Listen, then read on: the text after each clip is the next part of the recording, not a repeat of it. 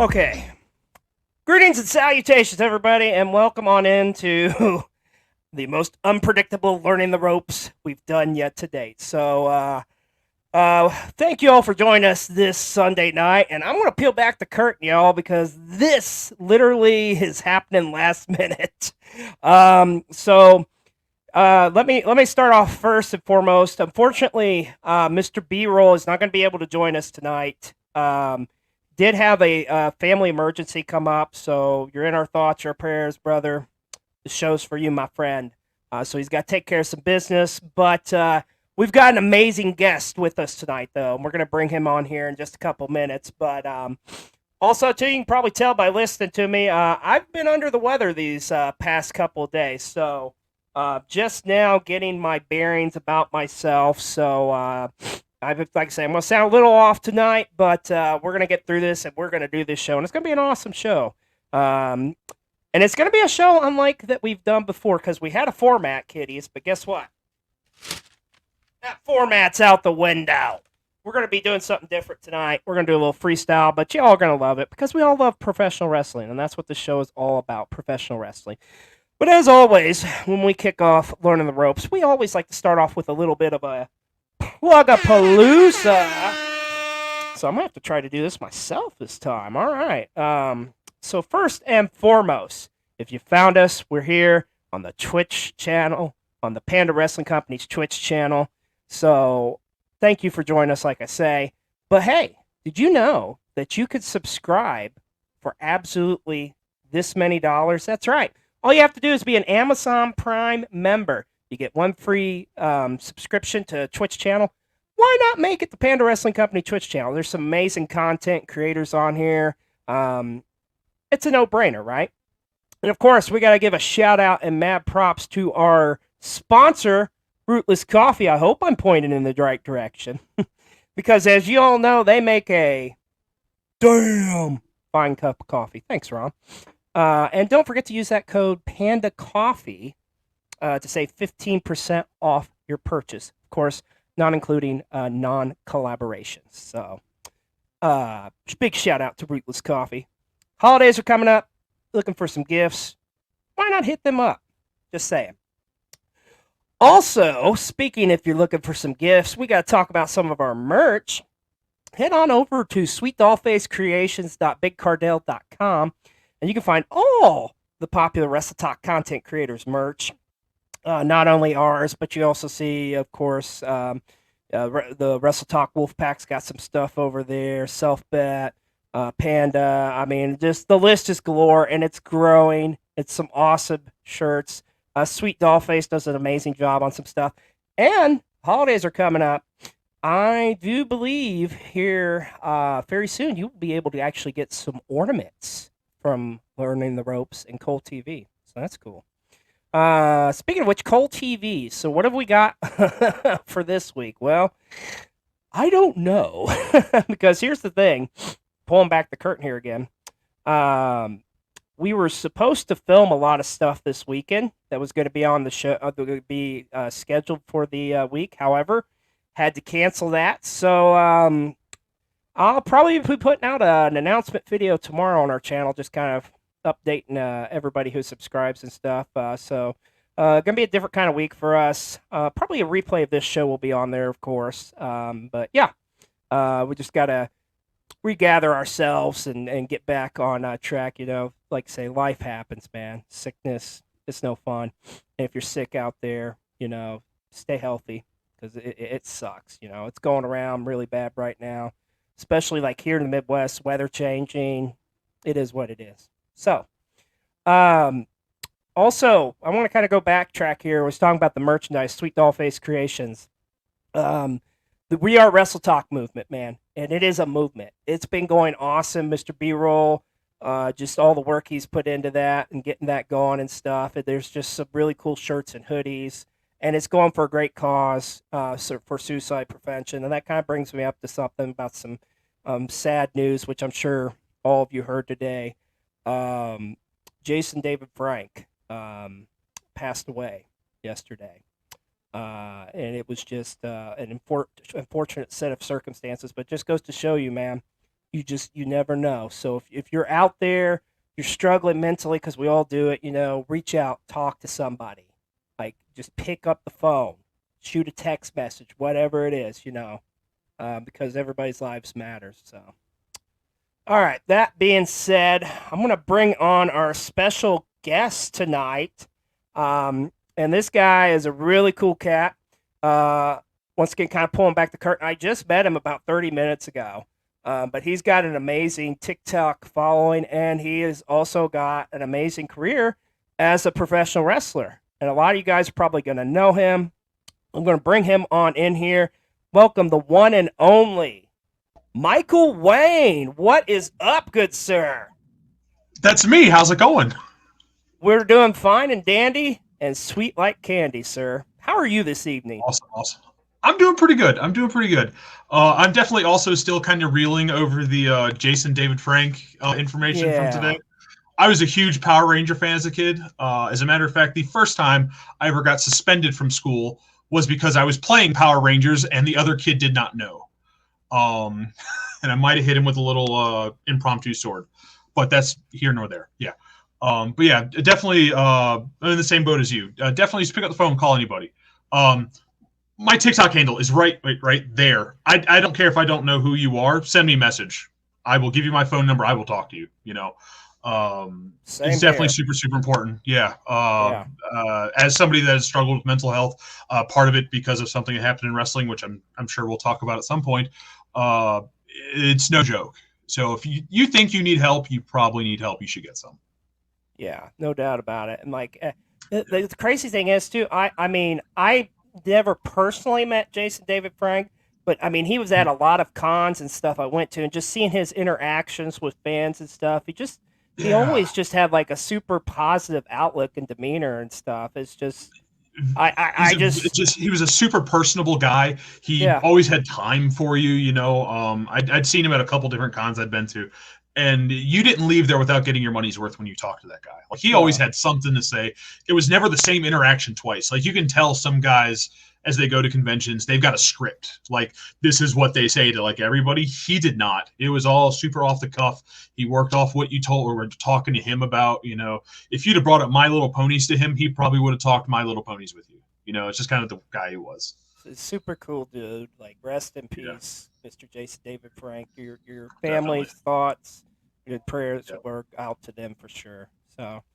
So my friend, as I mentioned before, you are a professional wrestler. So I kind of want to talk to you first and foremost about that. How did you get into the business? So I was born and raised down in Virginia. Which is really the hotbed of WCW, Jim Crockett Promotions, all that kind of stuff. But I only really knew of WWF, WCW, and ECW. It was on TV. That's what I knew. And I moved up to Wisconsin here when I was 13, and was at a local card shop, coincidentally playing the wrestling card game Raw Deal. And it was like a Saturday afternoon, and the owner had on wrestling behind the counter. I just didn't really recognize it. And I finally looked over and started watching it. And within 10 seconds, I see my very first Canadian Destroyer. And I was like, what the heck was that? Going from a company that has, a banned pile driver to that guy did a flip with his. There's something wrong here, and found out there were other companies other than those big three. I was just absolutely, flabbergasted. And started going to a couple of local shows, from the time I was 13, 14, 15. And one of those shows, the very first one, actually, after I turned 18, I had actually met one of the guys that helped run the company up here. It was ACW Wisconsin at the time. And he's like, hey, brother, you want to learn to wrestle? And I was like, no. He's like, well, I think you could do it. Pretty big guy, this, that, and the other. And he just hook, line, and sinker. Me and another friend ended up going to the very first training session, got the absolute dog crap kicked out of us. And I was just ready to go back. I was excited. I was good to go. My friend, not so much. But I was just, let's do this, and, one thing led to another, and I just kind of stuck around forever, really, Wow. Nice. So at what age, did you start? I was 18. I was 18 when I first started training. Um, Okay. if I'd have had my way, I would have been 9. Because I remember there was I loved wrestling from the time I was like 4 years old. Saturday morning wrestling, just sitting down and watching that. Screw cartoons. I don't need cartoons. I want to watch wrestling. But I remember when the minis became a thing. When they had the mini Goldust, mini Vader, mini Oh Kane, yeah, all the yeah, minis. yeah. I was like, I'm this size. I could do this. They should give me a call. They should give me a phone call. I could definitely go do this. Not realizing that just because I'm 9 years old and the same size as those guys, that I was not gonna be the same size forever. But yeah, that was the first time I remember actually wanting to be in professional wrestling. I always wanted to be around it and watch it, but as far as actually be in it, that was the first time I was like, yeah, I want to do that. That's an incredible origin story. I love that. Right. And then years later, the same group of friends that I played the wrestling card game with, it's kind of taboo in the industry to talk about, but I mean, you got to try it before you actually do it. Me and some friends used to backyard wrestle, all that kind of stuff. We thought we were just the coolest things in the world, rolling around in the dirt.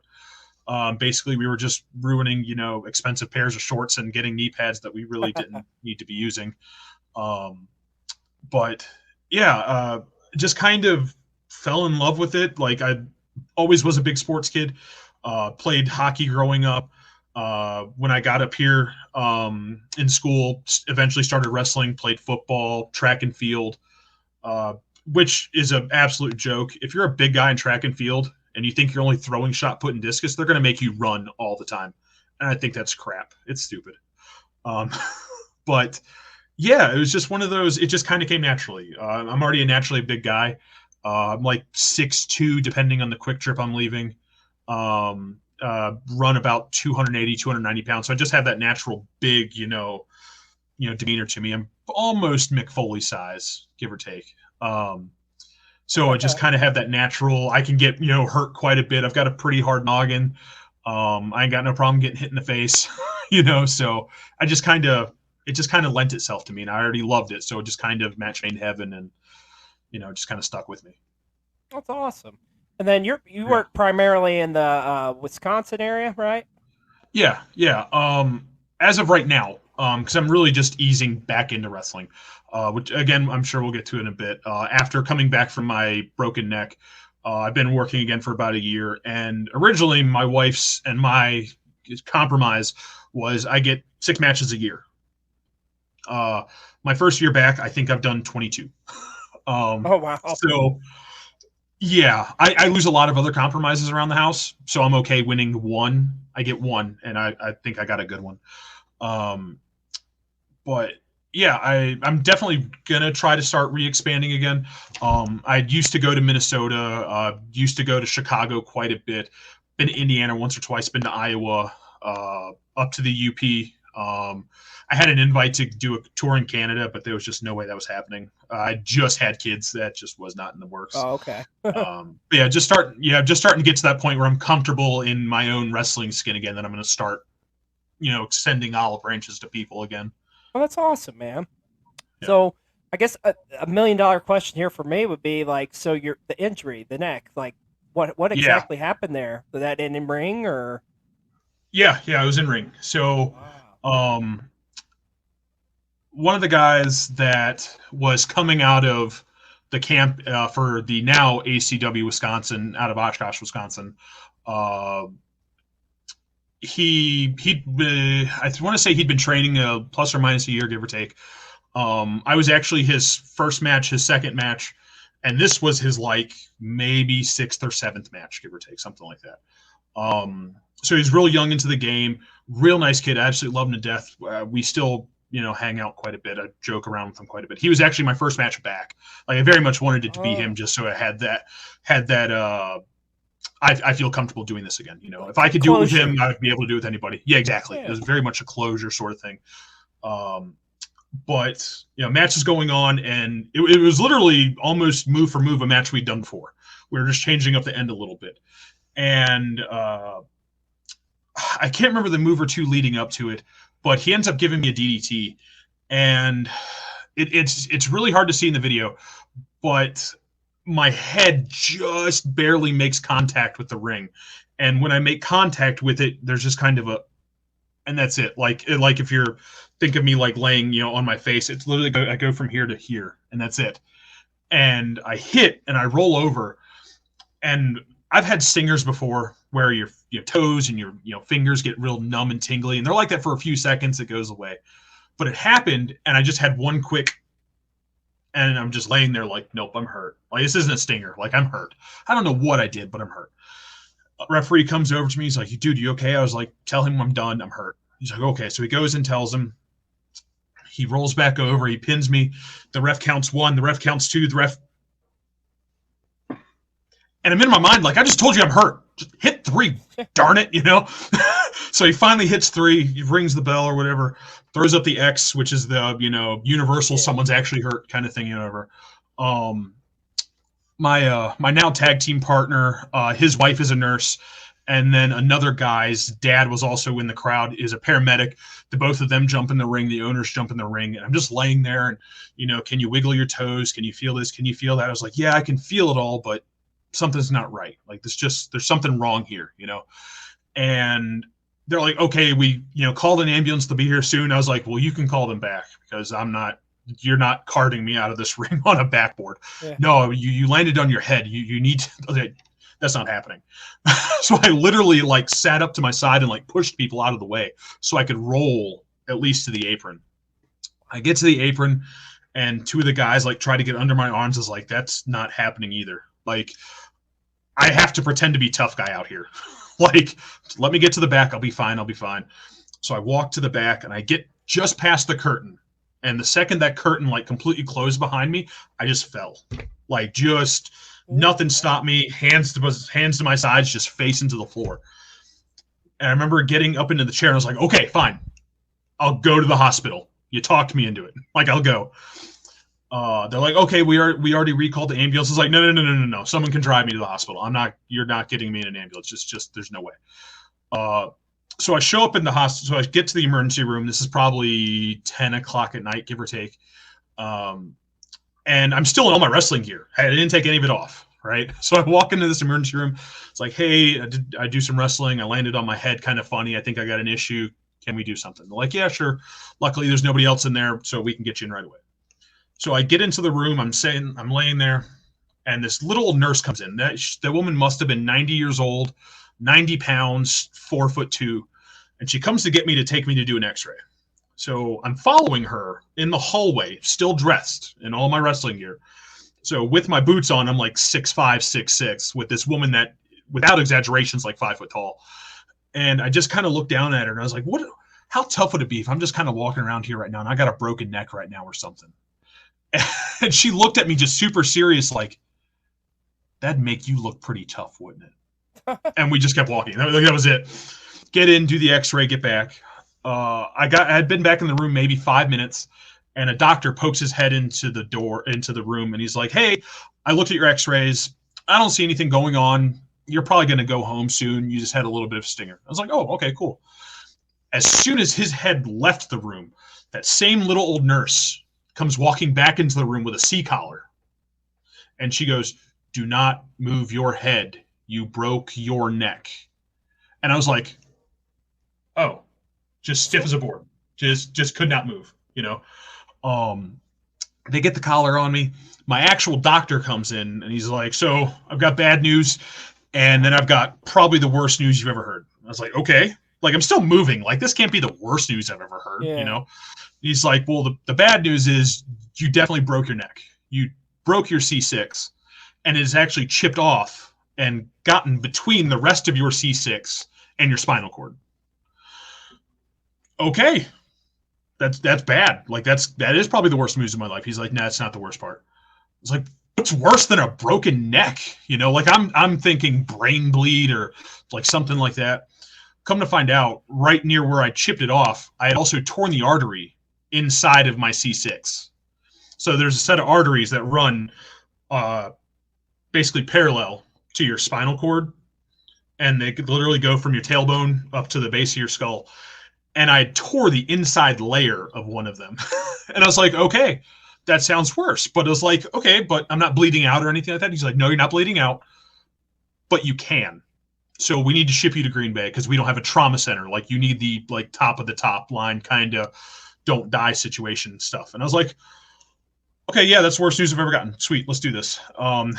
So they finally put me on a backboard. It's the first time in God knows how long I'd been on a backboard. They finally got me on one. They get me into an ambulance. I take the like half an hour ride from uh, Oshkosh to Green Bay. Luckily, thank God, Highway 41 is like the bumpiest stretch of road of all time, and they put me out for it because I would have just been screaming the entire time. It would have been terrible. They get me up to Green Bay, and they put me into this room that's probably 40 foot by 40 foot. And again, I'm still strapped to this board on a bed, and I can see all this equipment. All right, got the C collar on. I can't really move, so I've basically got my eyes. Like, that's it. And there's all this equipment around the edge of the room, and no one's coming anywhere near me. They're all walking and fiddling with something and walking out, fiddling with something and walking out. No one's coming to talk to me. 15 or 20 minutes of that goes on, and a nurse finally comes up. She's like, "Hey, do you know where you are?" Because I was still waking up, or whatever. And I was like, "Yeah, no, I know where I'm at. I'm, fine, whatever." She's like, "Well, do you need anything?" Now, one of the things a lot of wrestlers do before a match is we chug a lot of water. So you sweat. It looks better. If you're not sweating, you're not working hard, You can definitely tell females don't do it because somehow their makeup is always perfect after a show. It's not fair. But I hadn't got to have that post-match pee. So I was like, I kind of have to pee. And she's like, okay, yeah, I can help you with that. So she leaves, and she comes back 2 or 3 minutes later with like a milk jug that's got like a hook on the top of it that with like a lid. And without saying a word to me, just slips it on.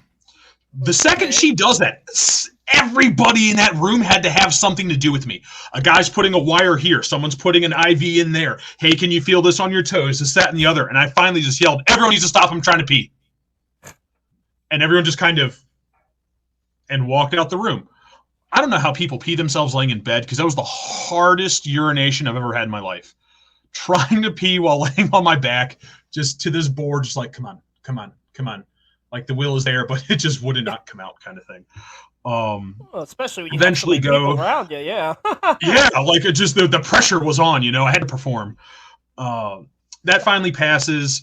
They determined that luckily it was the inside layer of like all arteries have like 3 layers, literally an outside and a middle and an inside.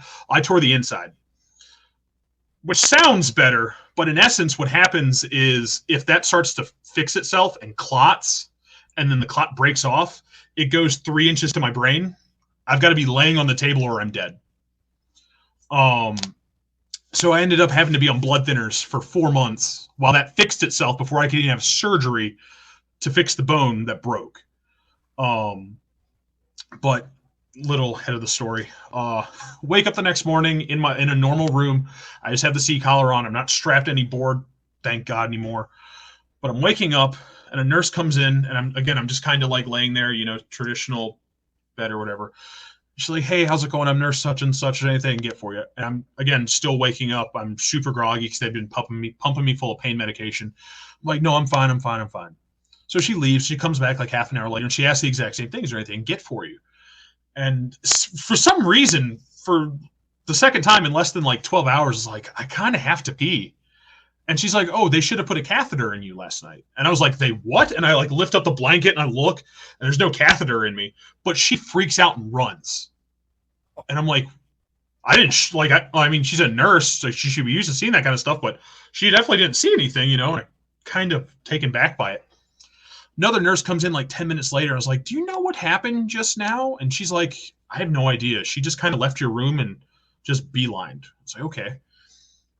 That original nurse comes back like maybe an hour later, and she's got like cry face, like had cried and just did one of these things so people wouldn't notice that she'd been crying.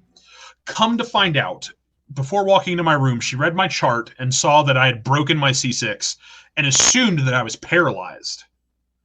And then when she asked, "Do I need anything?" she said, "You have a catheter." And I moved. She freaked out, thinking I was neck down paralyzed, and then I started moving. She was super devout Catholic and went and cried in a stairwell for half an hour thinking that she'd just witnessed a miracle. Oh my god. So yeah, it was just one of those real bad like timing things. And she's like, "I'm sorry, I ran this, that, and the other. I should have looked to see that you weren't paralyzed." And I was like, "It happens, I guess. It probably doesn't happen, but just trying to make her feel better." Um, get to leave the hospital roughly probably 18 hours ish after I've initially walked in. And then had a really weird situation where there was an incident here in the city I live in where a doctor had been overprescribing pain medication. It became a real big thing in the state. They really cracked down on who's getting it, how often they're getting it, what they're getting it for. Well, I was given a 3-day supply in a prescription to get filled so I could get through to Monday to see my normal doctor so he could give me my regular prescription. No problem. I get home to fill it, and they're like, "We can't fill it. You've been put on the no-fill list." And I was like, "What?" Like, you got to talk to somebody. We can't help you. So I had to go through the rest of my Saturday, all of Sunday, and then the start of Monday with absolutely no pain medication in me while I had a broken neck. Not fun. Oh my god, I can't even get in to talk to imagine. my regular doc. Yeah, it was the place where the bone had chipped off and got between. It pushed on the nerves from my right arm. You know that feeling like when your feet are waking up, that tingle that like Yeah. you've been sitting on the toilet too long and you go to stand up and your feet hurt. Yeah, that kind of Oh thing. no. Yeah. Yeah. Now imagine that shooting from your shoulder all the way down to the tip of your finger Ugh. for 4 months. It was literally that exact same pain constantly. But I get in to talk to him, and he's like, "Well, technically you qualify for the no-fill list." And I was like, "How does that work?" He's like, "Well, you had a prescription for one pill in Oshkosh, the first hospital I went to. You then received a shot from the paramedic. That's a second one. You got one when you got into the trauma center. So that's a third one. You had a fourth one the morning of, and this is the fifth one they gave you. So you've now received 5 different prescriptions for pain medication in less than 24 hours. They've labeled you as drug seeking." I was like, "I'm literally sitting in front of you with a C-collar on. Like, what's drugs?" I can show you the video of last night where I landed on my face, And he's like, "Let me see what I can do, whatever." You almost want to pull like a Kurt Angle, say, "I've got a broken freaking neck, bro." Exactly, yeah. Like, I'm literally sitting in front of you with an X-ray, and you can see the bone chip. Like, what's to miss here, He made a few phone calls, and he's like, "At best, I'm going to be able to get you in like 3 days, like off this list where I can start prescribing you as normal." Okay, I'll see what and he's like, basically aspirin, ibuprofen, that sort of thing. I was like, "That's not going to touch it. We'll see what we can do." Luckily, being in the professional wrestling business, there's certain people, some of us know, that are able to get you certain little white things that help make pain go away. I was lucky that I had some friends that were willing to help me just through this particular time period in my life. The legality of it, I think, is irrelevant because it was something I legitimately needed. But they were able to help me so that I was basically not wanting to shoot myself for 3 days. When it first started, I think I was just getting like small Vicodin. It was very apparent within like 2 or 3 weeks that wasn't going to be enough. So my doctor eventually upped me from just Vicodin to a 3-pill regimen of hydrocodone, gabapentin, and liquid fentanyl caplets. I had to take all 3 to fall asleep because it was just constantly, like literally constantly. So I basically had to put enough, opiates into my body to kill a small horse just to sleep, But it was a real surreal experience because I sat for 4 months, like in a recliner, not able to, like, I could walk, but like I couldn't put a lot of pressure on any of my body because of it. Because when I did, it would move the bone chip and I could feel shooting through the rest of my body kind of thing. The roughest part about all of it was I had twins about a year before this. Well, they were a year and 3 months, I think, when I got hurt. But they were just starting to walk. So it was, "Dad, come play, come play." Not, "Daddy's sitting right here, bud." Like, as much as I want to, I had to be rough. Yeah, dude. So it was one of those I didn't realize what was happening to me until I told somebody about it, and he's like, "You got a problem, dude."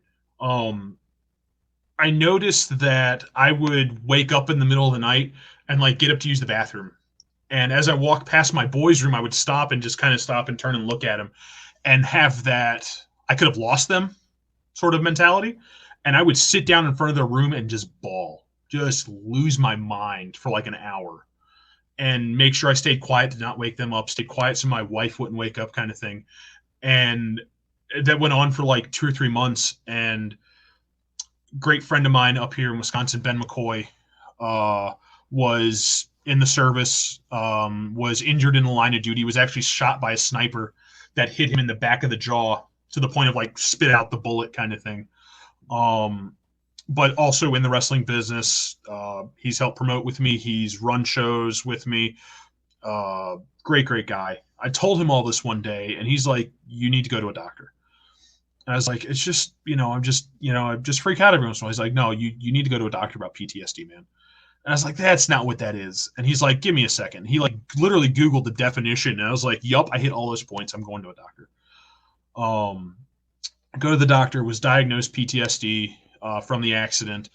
Uh, they tried to give me medication for it, but I was like, I'm already on enough different stuff. I don't need to add that much more craziness to my body. And basically just sought help in people, which I think is the best thing you can do in that sort of situation. As much as people don't want to admit they need help, is kind of going back to the JDF thing. The second you think you don't need help is probably the instant you do need it the most. Um, Admitting you're weak isn't a weak thing to do. It's probably the strongest, most enlightening thing you can do. It's the hardest thing you'll do, but the second you do it, you instantly have a moment of relief and you feel comfortable again. And it's seriously just the best thing you can do. Even if it's somebody you don't know, just confiding in people of, hey, this is what I'm going through right now. And even if they don't actually say anything to you, just being able to get that verbally out to somebody is just so super helpful. But right, back to wrestling. Yeah. So in breaking my neck, I didn't want to just up and leave the business. I still wanted to do something, and I found that in being a manager at first. They let me start my own like stable of sorts. I still had the C collar on, so it just kind of worked from a visual aspect. It was very what's his name? Joel Gertner from ECW. It was very much that kind of thing, like just having that visual of having that thing around your neck. So were you working as a heel or a babyface? So when I got hurt, I was working heel. When I came back, it was very much, oh my God, he's still going to do this. Yeah, and very quickly realized that face heels on the independent scene are not an easy thing to do. You don't get to do anything. It's really boring. Like you just get to rah cheer. That's all you get to do, So I very, very quickly became a heel manager, and how hard was it for you to get the heat? Oh, getting heat was easy. Getting heat was super, super easy. Even with the best broken managers, yeah. Oh my God, yeah. Because like like I could get that like little giggle out of people. I would hear somebody yell something, and I would turn around and like get 3 or 4 words out and be like, you yelled at me and I turned too fast. Where's my lawyer? Like kind of stuff, and like usually get giggles out of it, yeah, kind of thing. But the best managers in professional wrestling are ex-wrestlers. You know where to be, you know what to do, i.e. Bobby Heenan. Like, without a doubt, he would not have been nearly as great as he was if he had not been a wrestler beforehand. He knew where to go. He knew where to be. He knew how to get people over by doing absolutely nothing, and I'd watched a ton of him to try and get used to this because I wasn't used to being outside of a ring. I was used to being inside the ring, used to being the person going to choke somebody, not being the distraction. So somebody could come and do the choking kind of thing. And it was it was difficult. It was difficult to get used to that, to try and be putting someone else over. Because being in the ring, you're always trying to put yourself over, the person you're in the ring with over at the same time. But as a manager, it's hard to not make yourself the center of attention all the time. It's really hard because you're trying to constantly put somebody else over. But if they don't see you as important, why do they care what you're saying? You know, so there's kind of a damned if you do, damned if you don't kind of situation there. Like you got to do a little, but just enough to hit a certain period where people care what you're saying and not so much of what you're doing. And they're going to start caring about the guy you're talking about now, which again, Bobby Heenan, just the absolute best at it. I very quickly evolved out of that, and they asked me to do a commissioner role, which was kind of along the same lines, but I kind of had to be babyface for that. They didn't want to do big evil heel commissioner. It just kind of wasn't what they were interested in. I really liked doing the commish thing because they also let me help start booking stuff, start help promoting, like really the inner works of actually running a company. And I come from a management background in my real job, so it just kind of, went from managing all of these people to now I'm just managing a bunch of really big dudes that I'm friends with, and I've still kind of dabbled in that since then. I'm helping run Wisconsin Professional Wrestling up here in Green Bay. And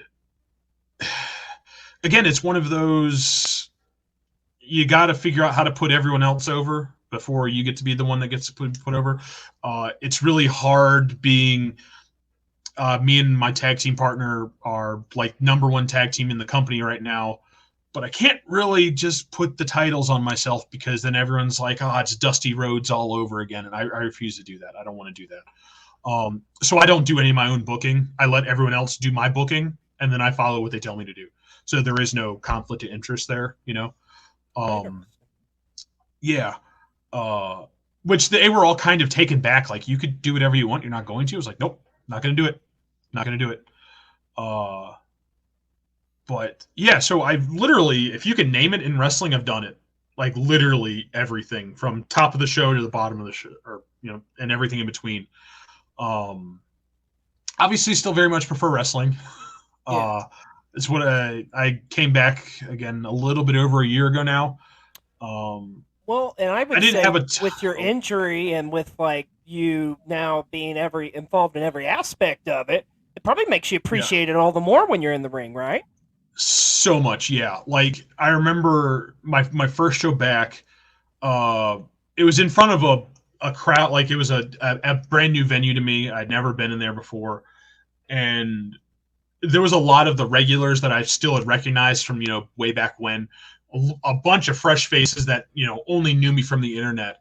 But I got in the ring and just kind of stood there, and it was probably 10 people cheering, but it felt like, 100,000 just screaming at me. Cause I had that, like, 5 years before that, I was laying in a bed, being told like you could still die at any second, to still being able to do what my childhood dream was. It's it literally third best feeling in my life, right behind my kids being born and being married. Like literally, like it was just next level. If I had stood there for another 3 seconds before like walking around and starting my match, I probably would have started crying in that ring, very, very easily. Yeah, I can't imagine like what that moment had to have been like.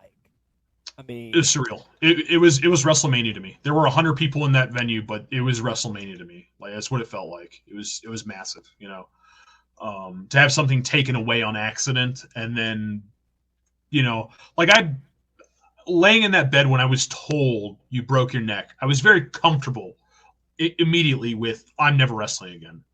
Like I instantly had that. I've got young kids. I plan on having more. I can't take this chance anymore. Like I literally almost died 2 hours ago. Like I can't do this anymore, and was instantly comfortable with it. No qualms, no problems. I told my wife I wasn't going to wrestle again before I even like discussed it with her. Just like, no, I'm not doing it anymore. Like, it's not worth it. I'll still do something with it, but I'm not going to wrestle myself anymore. And then probably somewhere in the 2 year ago range now, after a show, my wife came to the show. Very, very rare she comes to a show, especially when I wasn't wrestling. But my friend Ben McCoy, the same guy I was talking about before that helped me through my whole PTSD issue, looks at my wife and goes, "Hey, Deneen, when are you gonna let Michael wrestle again?" And I was like, "Nope, don't do that, Ben. Don't do that. Like, I'm comfortable. I'm fine. Don't instigate this fight because it's gonna happen." And my wife turns around and literally like put a finger on my lips and went, "Shh, adults are talking," and walked away with Ben. And I was like, "I'm not having anything to do with this. I'm staying out of it. You guys can go have your talk." And my wife came up to me, after we got home, and she's like, "I don't want you to wrestle again." I was like, "Yeah, like that's fine. Like I had zero intentions of ever wrestling again." She's like, "No, I think you need to." I was like, "What do you mean?" And it was very, not so much that I've changed, but she can tell that there's three major parts to my heart. She's a third of it, my kids are a third of it, and wrestling's a third of it. But she's like, the wrestling third is gone. Like, you're still in it, but it's not there anymore, And I thought about it a lot, and thought about my style of wrestling before getting hurt and what I would do afterwards. We made a bunch of rules, stuff I can do, stuff I can't do, that sort of thing. But basically, to be comfortable, just ways of taking moves I just will never take, kind of stuff. I'll never let anyone DDT me again. There's an unwritten rule with anybody I've ever wrestled again. If you try to DDT me, I'm just going to let you go, and you're getting the hammer fist from hell. You're just getting one, and you'll know. Like, I'm just going to come down with every bit of my might, and Thor is even going to look at me and be like, "Damn, man." I love it. Yeah, no Canadian destroyers. None of those. And I say that I changed my style, but I really didn't, because I didn't ever had a real crazy style before. I always kept. I like the KISS method. Keep it simple, stupid. I modeled a lot of what I do after Mick Foley. He's my personal favorite. Absolutely love him. He's the world does not deserve Mick Foley in or out of the ring, personally. But I always kind of modeled a lot of what I did. He really is. He truly, truly is. But I modeled a lot of what I do after him. And I know that sounds super dangerous, but the things in ring I don't really think are. Outside the ring, different story. Whole different story, obviously. But you never saw him do crazy things inside the ring. And that's kind of what I stuck with. Again, keep it simple. Don't do anything flashy. I never did beforehand, so that wasn't really a big issue. But it was more what people could do to me, I guess, is really where it changed. I don't take exploders. Not that most people, will throw an exploder at somebody that's 6'4", 300 pounds, but it happens every once in a while. And a lot of the guys are just super cool with it. Like, everyone just kind of understands it. Like, guys I've never even met before walk up and be like, "Hey, so I can't do this, or this? Okay, cool. Then we'll do this, and this," that kind of thing. So I guess it changed a little, but not enough that you could tell, really, I guess. Less crazy gimmick matches, but yeah, it's kind of a here and there thing. So, in your time in wrestling, who's some of the more cooler talents you would say that you've had a chance to work with or get to know? Oh, God. Become friends with? The first name I actually got to do anything with, we talked about a little bit before off air. I was up at the Mole Lake Casino in Crandon, Wisconsin, which is just the most BFE place we could have a show. But let me tell you right now, people at a reservation love them some professional wrestling. They absolutely loved it. The show sold out. Yeah, it was just nuts. But I get to the show, and I had no idea what I was doing, but I get there, I help set up everything like, a good, rookie should kind of thing. And I was supposed to be wrestling a guy, a good friend now, Jared. Doesn't wrestle anymore. Wish he did. Great dude. But it was supposed to be just wrestling him, and they're like, "Oh, hey, we had somebody extra come. Is it cool if I just throw him in your match?" I was like, "Yeah, sure, that's fine, or whatever." And he goes to walk away, and he's like, "Oh, it's Silas Young, by the way," and just walks away. And I'm like, "Don't just do that to me!" Like Jared, the other guy in the match, Jared, is incredibly fit. He's a guy that can go for an hour and a half if you let him, kind of thing. Obviously, Silas Young is that style of guy too. And I've been maybe working professionally for a year and might have 20 matches under my belt at this point. And now you want me to do a 3-way with like 2 cardio kings. I was like, oh crap, I'm done. And I've got to go against the screaming Sicilian guy. No, exactly, yeah.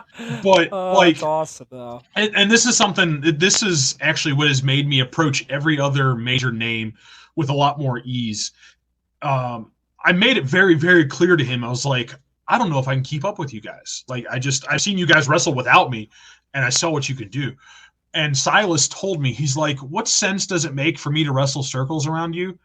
If you get lost or you get tired and you can't go anymore, it just makes me look stupid. Why would I do that? I was like, I guess that makes sense. Like if you get into the ring with somebody that's obviously a head and arms above you, why would they make you look dumb? Because they themselves then look dumb. And it just kind of made me realize it doesn't matter how far somebody is in the business. They're going to level down to you and then try to elevate you from there. Because it only makes them look bad if you look bad. Right. If one person if 50% of the match looks bad, that's an F. You failed. And I kind of approached every other person I ever dealt with in that exact same fashion. It never made sense. But yeah, he was the first like bigger name that I ever got to be in the ring with. Trying to think, who would I say is probably my most fun interaction. I booked a show maybe 10 minutes north of where I live now in Two Rivers, Wisconsin. And it was the first time I got to bring in Ken Anderson for a show. And it just so happened to be a Halloween show. And we have a tradition up here for Wisconsin Professional Wrestling that every year we do something called the Spookaroo Battle Royal.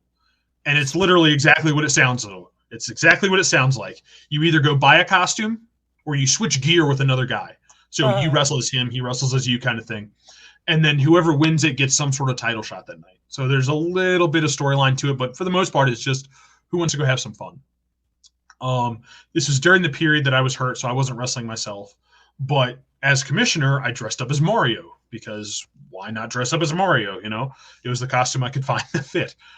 And Ken was at the show, and he does the whole microphone coming down from the ceiling thing. He comes up to me maybe 20 minutes before the show starts. He's like, "Hey, who do you want to lower the microphone to me?" And I thought about it, and I was like, "What? I'm doing it. Like, of course I'm going to do it." He's like, "Are you serious?" I was like, "Yeah." I was like, "Why not?" He's like, "You're dressed up as Super Mario right now." It's like, "Yeah, it'll make that much funnier." He's like, "That's a good point, actually. Let's do it." So main event comes, and he stands in the ring. And he like holds his hand up, and like everyone's just kind of looking up, and they're waiting for a microphone to come, but it's an indie show, so there's no microphone coming from down from the ceiling. So he just kind of like walks to the edge of the ring. And he's like, "You get in here. Come on, let's go, let's go, fatty," kind of thing. And I grab a chair, and I've got the microphone in my hand. He takes the chair from me, and he like sets it up, and he stands in front of he turns his back to the chair. I get up and stand on it, and I hold the microphone up, and everyone's like, "Oh!" And he finally does the reach, and I like go to put it down into his hand, and he like takes it and does the entire intro, and I was just like, "That is awesome!" Like it was just fun, It was the biggest show I'd ever booked at that time. It was just head and arms one of the most fun things I ever got to do in a ring. So was he dressed up or as a? Ken was not. No. It's literally only the Battle Royal to start the night that's dressed up.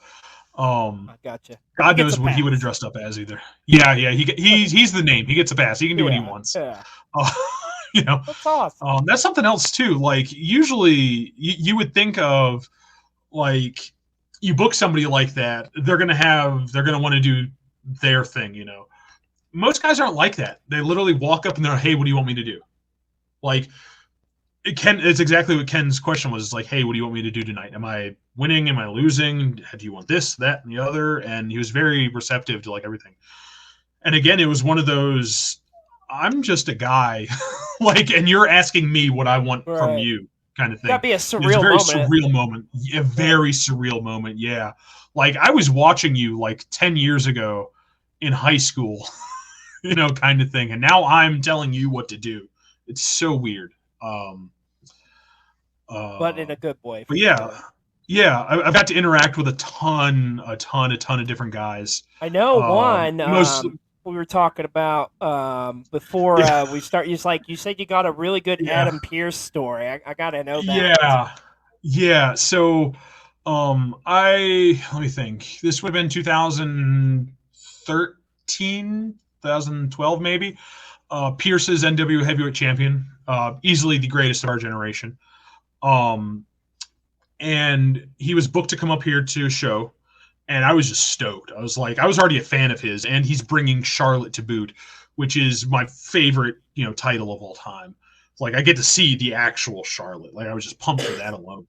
Awesome. My now wife, at the time fiance, comes to the show, and Pierce wrestles a guy up here named Bronson Bay for the NWA Heavyweight Championship, which he's going to do at every show because he's the champion. They do the classic Dusty finish. For those of you that don't know what the Dusty finish is, basically somewhere in there, say the good guy's got the bad guy up on his shoulders and he twists just the wrong way and he hits the ref and he does his finishing maneuver or whatever. He gets the pin. Another referee comes down, 1, 2, 3. The match is over. The local guy just wins this, the biggest title in, the country kind of thing. But then the original referee gets up and he's like, no, throw out the finish. He hit me. He's disqualified. So you think your guy won the championship, but they give it back. It's the Dusty finish. So they do the Dusty finish. And that too alone, I was like, God, I got to see the Dusty finish with the NWA Heavyweight Championship. It was just cool. But beforehand, Pierce was in the locker room talking with everybody. Hey, what are you guys doing tonight? You should try this. You should try that. Like, helping everybody, absolutely everybody. He constantly had his eye, again, something we were talking about beforehand. He constantly had his eye peeking through the curtain, trying to watch every match. Again, just super. I couldn't put Adam Pearce over enough, as an individual in or out of the wrestling. But the interesting part of the story. So we get done taking down all the entrance, all of the ring. It's all put away. It's all good to go. Finally, we get to go to the after party, which is at the bar attached to where we're wrestling. And I walk into the bar, and we always stayed in the far, far corner for multiple reasons, but it's where the dartboards were, and we like to throw darts. And I see, through this crowd of people, Adam Pearce talking to my fiance. Oh, okay. And I've been in the business for a cup of coffee at this time, and it's like, he's got to be hitting on my fiance. Not realizing Adam Pearce is married. I had no idea, didn't know. But the protective instinct in me is like, nope, that's not going to work. So I beeline over to them and realize as I'm getting over there, I was like, I need to not ruin my wrestling career. I can't do this. I can't. What am I going to do? So Pierce had been joking around with us all day. So I was like, if I just play this off as being funny, it'll be funny. So he's still talking to her, and there's barely room for Jesus between the two of them because of how many people are there or whatnot. And I get in between them, and I two-finger him in the chest. And I was like, all right, look here. You can have any woman you want in this bar. That one's mine. That's my fiance, whatever. And he must have just taken the cue perfectly because he's like, whoa, hey, man, I'm sorry. I didn't mean to, whoa, and just backed off. And the promoter of the company is standing maybe 10, 15 feet behind Pierce. And he's just like, Adam Pearce, don't do that. But Pierce walked up and he's like, hey, man, just messing with you. We were talking about you. You had a good match, do this, do that, whatever. But it's just yeah, I got in Adam Pearce's face for talking to my fiance. And I've seen him maybe 2 or 3 times since then. And he it always comes up, and it's usually about the time he's leaving, but he goes, you still with that hot chick from the bar? And just leaves it at that and walks away from me. That's awesome. He never answers anything I ask him on Facebook now. He'll do a Q&A, anytime he's waiting to board a plane or waiting to get off the plane or this, that, and the other. And he never answers my questions. I always ask him super serious and thought-provoking questions, and he just gives me just the most dumb answers you could possibly think of. I think the last one I asked him is, what was your favorite indie venue to go to when you were still in the circuit? And he just straight-faced answers, well, I never wrestled in Indianapolis too much. And that was it. That's all he answered. It's like, yeah, thanks. I guess thanks a lot. you know, um, yeah. That's awesome. He was one of those guys too that I was amazed when he actually got to go to the WWE. I never thought he'd get there, and not because he wasn't good enough. He never wrestled there. He had a couple dark matches, but he never actually wrestled there. So to go from having never wrestled for Vince to now being a producer for Vince and a road agent for Vince is kind of unheard of. On-screen really, character too. Yeah, now on-screen character, getting paid the big bucks. Mm-hmm. It's probably the same bucks as before, but he's already there. Just go talk in front of the crowd. But yeah. It would be cool to hopefully see him one day actually be able to be in a WWE ring. I'd love to see him wrestle in some capacity.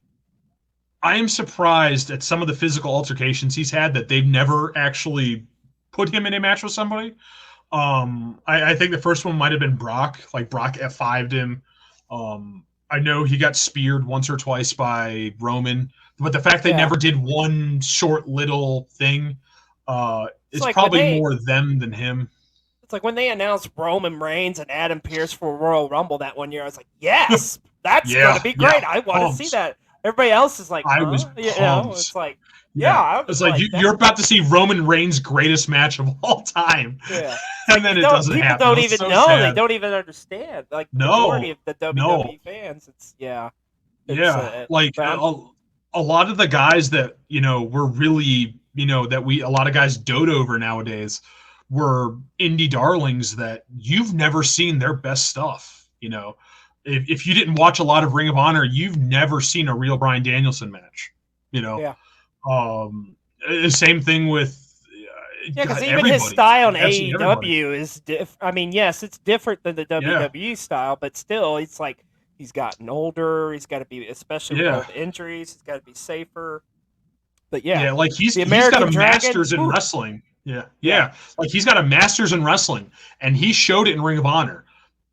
He brings his junior high stuff to AEW, and he's having great matches still. But God, they could be so much better.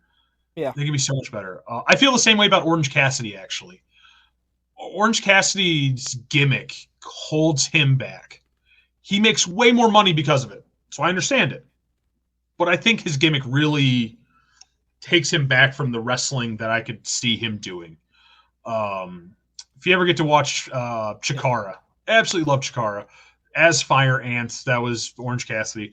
Go watch that stuff. Like, that's where you could really see that it's like, wow, that guy's really entertaining. He can do a lot of stuff, Like you could say the same for Danhausen too. Like with that comedic gimmick, but like in ring, dude. Like the dude can go. Like I've seen him go for half an hour in Chicago once. Like the guy can go. But as much as I would love to see these guys step out of that role and be, workhorses in the company and wrestling every night, I also understand not doing it because they're getting paid to not wrestle, but be on a wrestling show. Yeah, and they're being safe. They're staying healthy. Yeah, they're saving their bodies. Yep, so that's the most important thing. But hey, speaking of which, like, kind of want to get into talking about this because we're just removed from Full Gear. Like it's been a crazy 24 hours in the world of wrestling, to say the least. But Full Gear, we did get to see on the pre-show there. Finally get to see like the evil side of Danhausen, which I loved. Yeah, like that. What the music? I loved when I popped huge when he came out with the jar of the teeth. Was awesome. Seeing the evil side. It's cool to see him do that stuff. It's cool to see the stuff that got him there.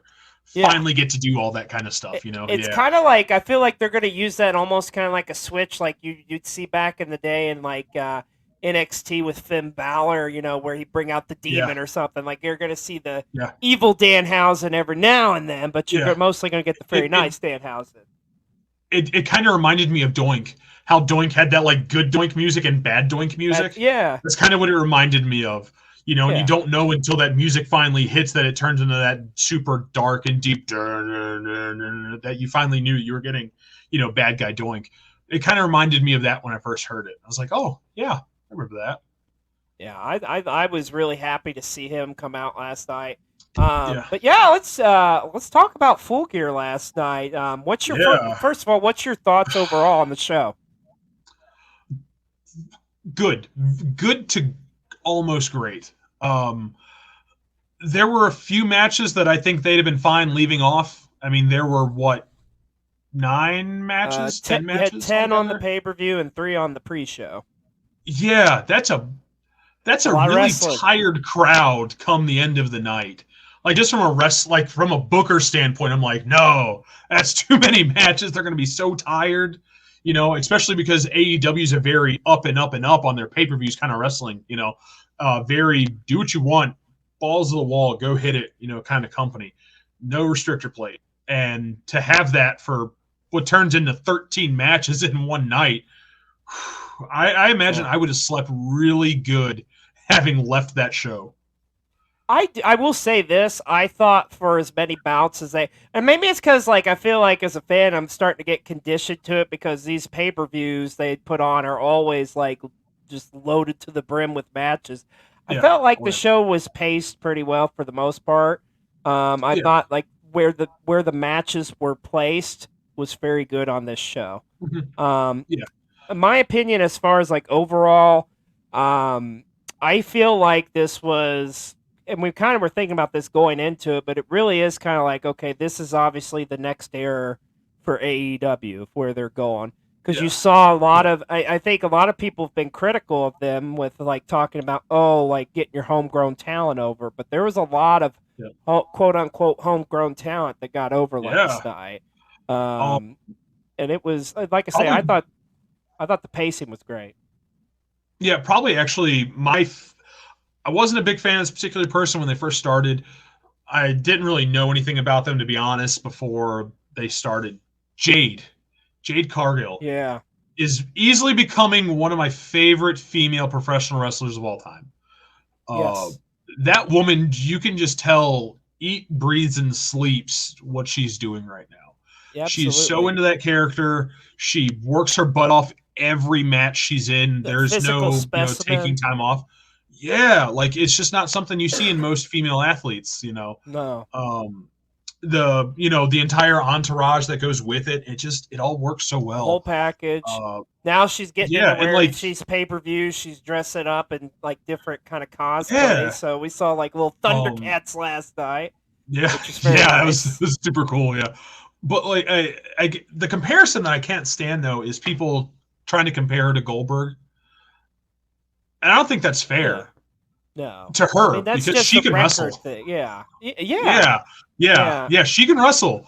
Goldberg didn't really come out shooting, halves and wrist locks and this, that, and the other. He more the entertainment half of everything and kind of this is going to work for him kind of thing. And Jade the is fact not that whatsoever. no. And the fact that she's like training with Brian Danielson and getting his knowledge and stuff, oh my God, she's Yeah. just gonna be. She's barely scratching the surface. I Yep. mean, I mean, she's really been in the business for 3.5, 4 years now, something like that. And to see where she is now, it's just like God. What? it's mind-boggling. There's Yeah, no. Yeah, there's no cap to this woman. Like she's just going to keep going and keep getting better. And it's going to be really interesting for them to be able to try and keep up with her, female talent wise, because that's a really hard thing to do. The pool of female talent in the world is much smaller than what the male pool is, and to even find in that pool someone that can stick with her is just even shrinking, absolutely shrinking. So yeah. I You could easily build a God, I just division around yeah, her easily. yeah, No very problems easily. there. Yeah, she's going to get to the point where even without all of the experience that she doesn't have yet, she's going to start carrying everything, absolutely everything, and then you're just going to see her get better because of it. Yeah, I couldn't agree more. So let's just kind of run down the card. I Yep. loved the opener. I loved opening it up with the steel cage match with Jungle Boy and Yep. Luchasaurus. I thought that was a good Yep. call. I enjoyed the match myself. I One thing I've been critical of with cage matches in the past, 10 years here in wrestling is like they just seem like they're just thrown together, and it defeats the purpose of what the cage match is meant for a Yes, rivalry, not 100%. just to put two guys in a cage because it's a spectacle. Yep. And I mean, your Yep. story was definitely here with Luchasaurus and Jungle Boy. I've enjoyed the story so far between them and Christian Cage. Obviously, they had Yep. to bring in Luchasaurus and to fill in while Christian's still healing up from his injury. I did think it was weird there how they did that kind of heel turn with Luchasaurus, and he was bad, but I think Yeah. they had to change things because of Christian's injury. So Yep. I think they expected him back a lot quicker, and then it just turned out to not be the situation. But I think they pivoted just fine. Uh, Back to the steel cage thing, though. 100% agree. Like, steel cage matches were meant to keep people out, and I understand someone getting in randomly, but I've never liked the escape part of a steel cage match. I've never liked that part of the stipulation. Like, if it's the end of a rivalry, it's like, you're, bing, bang, bop at the very end. You should want to beat that guy down, not run away from him, even if you are the bad guy. Like, you should still be wanting to win that in a, that sort of manner. I've never liked the escape part. Never. No, I haven't either. Yeah. But yeah, I like the 3 or 4 cage matches I've ever been in. I had one time the promoter was like, I want them to escape, and I do not like ever like trying to politic into changing a finish ever. But that one I was like, no, can we not? Like, I don't care if he pins me with a finger poke of doom. Just don't let him escape the cage. I can't stand that end. Cannot stand it. So I gotta know, did he escape the cage? No. Oh, okay. No, he did not. Yeah. So at least you got that. Yeah. I just put him over super, super dirty. That's nice. all. Yeah. That's all it turned into. Yeah. So he still looked like a, chicken heel, but it's whatever. I thought that the pacing of the match, the storytelling they did, of course Jungle Boy getting the color early on. I mean, that's what a cage match is all about. It's what it's for, The two of them, they really are the perfect tag team because their speeds just complement each other so much. Like, Jack Perry can be as fast as anybody on the planet, and Luchasaurus is a big guy for being as fast as he is. So the fact that they can kind of mix those two things together and have Jungle Boy slow down just a little bit, but then have Luchasaurus speed up just a little bit, they're really a match made in heaven. Tag team partners really are the best matches because you just know. Yeah, I thought and they gave them a lot of time, but I think it was the right amount of time to give them too, especially for you don't want to rush a cage match. I mean, there's a story to be told there. I think they were the second longest match last night, actually. Maybe third. Yeah, something like that. Yeah. But I mean, it was a great for a cage match too. I don't know if I'd say it's like AEW's best cage match they put on, but I mean, it was a damn good one. It could be. I mean, you'd have to look back. It might be. If you're looking at one-on-ones, it might be. Yeah, there's a possibility. Yeah. But and of course, Jungle Boy going over makes perfect sense. Kind of moves him along with his story where he's going to go next. And that makes it all the more compelling to see where they are going to go with that next. Obviously, Christian's not going to be ready yet, but at some point they'll meet. He's one of their super original homegrown, let's get this guy goings that they never really lost track of. They kind of lost track of everyone else, like here and there in pieces. Whether something happened to this person, something happened to that person. Jungle Boy's been the one constant, like since they started. Like he's their homegrown that they just never lost where that, piece of the, puzzle was. Like, he was always in Tony Khan's fingers, kind of thing, which is good because that guy's got a big, big future ahead of him. Tremendous upside. I'm excited to see where he goes from here. So now, follow that up, man. They went right into it too with the trios title match with the Death Triangle and the Elite. First and foremost, no get up time. How about that Wayward Son intro? I was just like, oh my god, yes, Kansas. Oh yeah, let's go. Yes, yeah, that was cool. That's super I cool. Yeah, I was so stoked when they started playing that. I felt like Kenny looked great last night too. Like all, even Yeah. like him having the extra months off, I think actually helped him Hmm. from a physical standpoint. Like Kenny looked Yeah. awesome. Kenny looked like the Kenny of old. And that's not to Yeah. say he didn't look like Kenny. it when he first came back, No. but I mean, you Yeah. could tell there was some stuff there with him still recouping from injuries. But man, Kenny looked great last Yeah. night. Kenny is a physical workhorse. Like Kenny can do anything you need in a professional wrestling ring. Do you need something technical? Do you need something fast paced? Do you need something, high flying? Kenny can do it for you. And then you just mix him with the Bucks, and then you mix him. It just that whole match just Yeah, it worked. Like yeah. I'll admit, I'm not a huge Young Bucks fan for a plethora of reasons, but that match last night was just holy crap. They just don't stop. They just keep The going. chemistry they got with the Lucha Brothers. I mean, those two teams I Yeah, feel like are going to be intertwined throughout the rest of their careers in forever, wrestling. And I mean it, forever. but that's Yeah. a good thing though. But I loved this matchup following it because it was just like you go from one just instantly one like you said you didn't have any Yeah. time to breathe. But I mean you're starting off a No. show that's got 10 matches on it. Let's Yeah. go. You got to get going. Yeah. Yeah. Yeah. One thing I love I love the storytelling in this match too, with the whole like, going into it with Pac like trying to tell like Phoenix, hey, sometimes you got to do what you got to do to win, That'd and be there dirty. being the Yeah.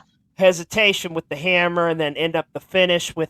And I think it's very important too that Ray Phoenix was the one to kind of get that pin and finally kind of come over to It's the been. quote unquote Yeah. dark side and get the pin on Yeah. Kenny.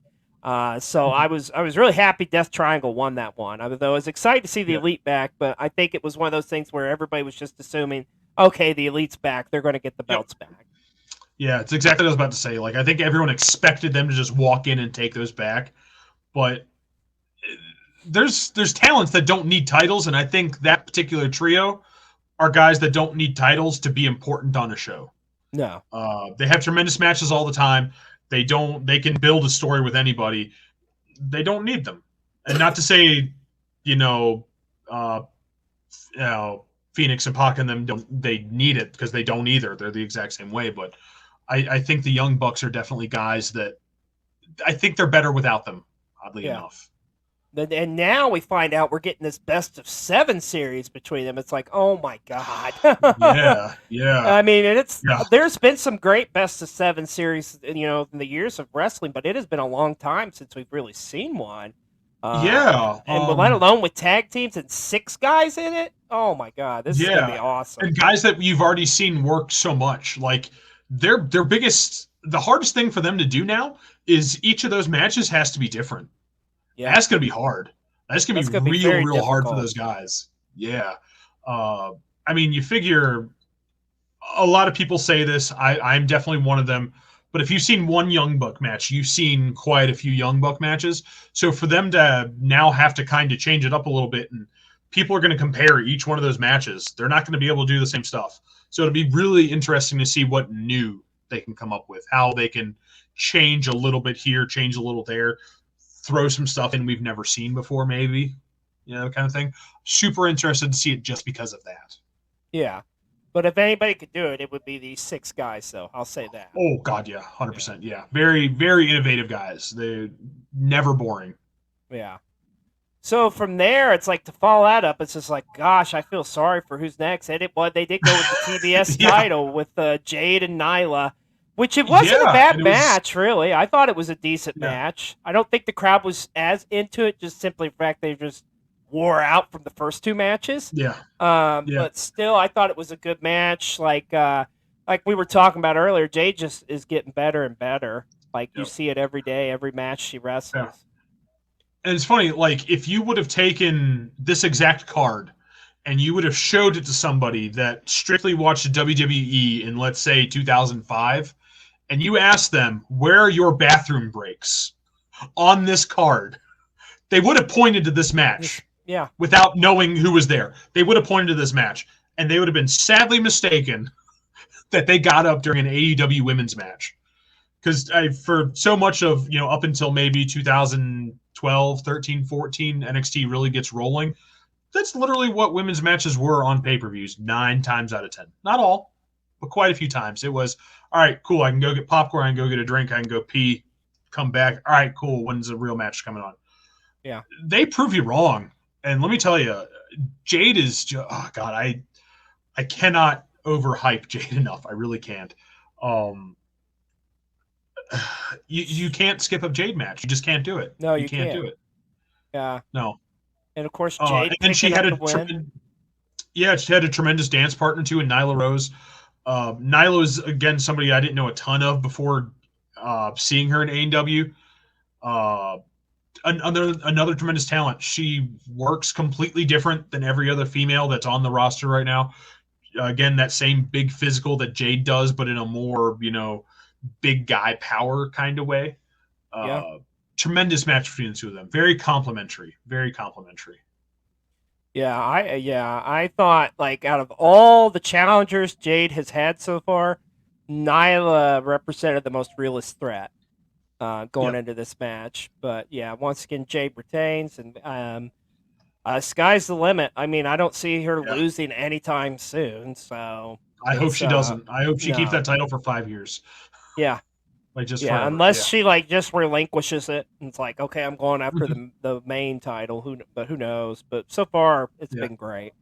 Then from there we go into the Ring of Honor 4 corners or 4-way match, which I still can't get up to use the bathroom. Yeah, I still can't get up. I gotta be honest. Like going into this, I don't know. My expectations on this was kind of low, just because I felt like, I just was not super into this matchup at first, just simply for the fact that, like, okay, Jericho's going over somehow or another. I kind of would have preferred the 3-way with just it having Claudio and Danielson in there. I didn't think Sammy really needed to be added. And I'll be the first one to say this. I'm not a Sammy fan. I don't particularly care for his style, but it is what it is. But I thought, like, the storytelling they did involving him, too, like, with Jericho and stuff, it was very well done.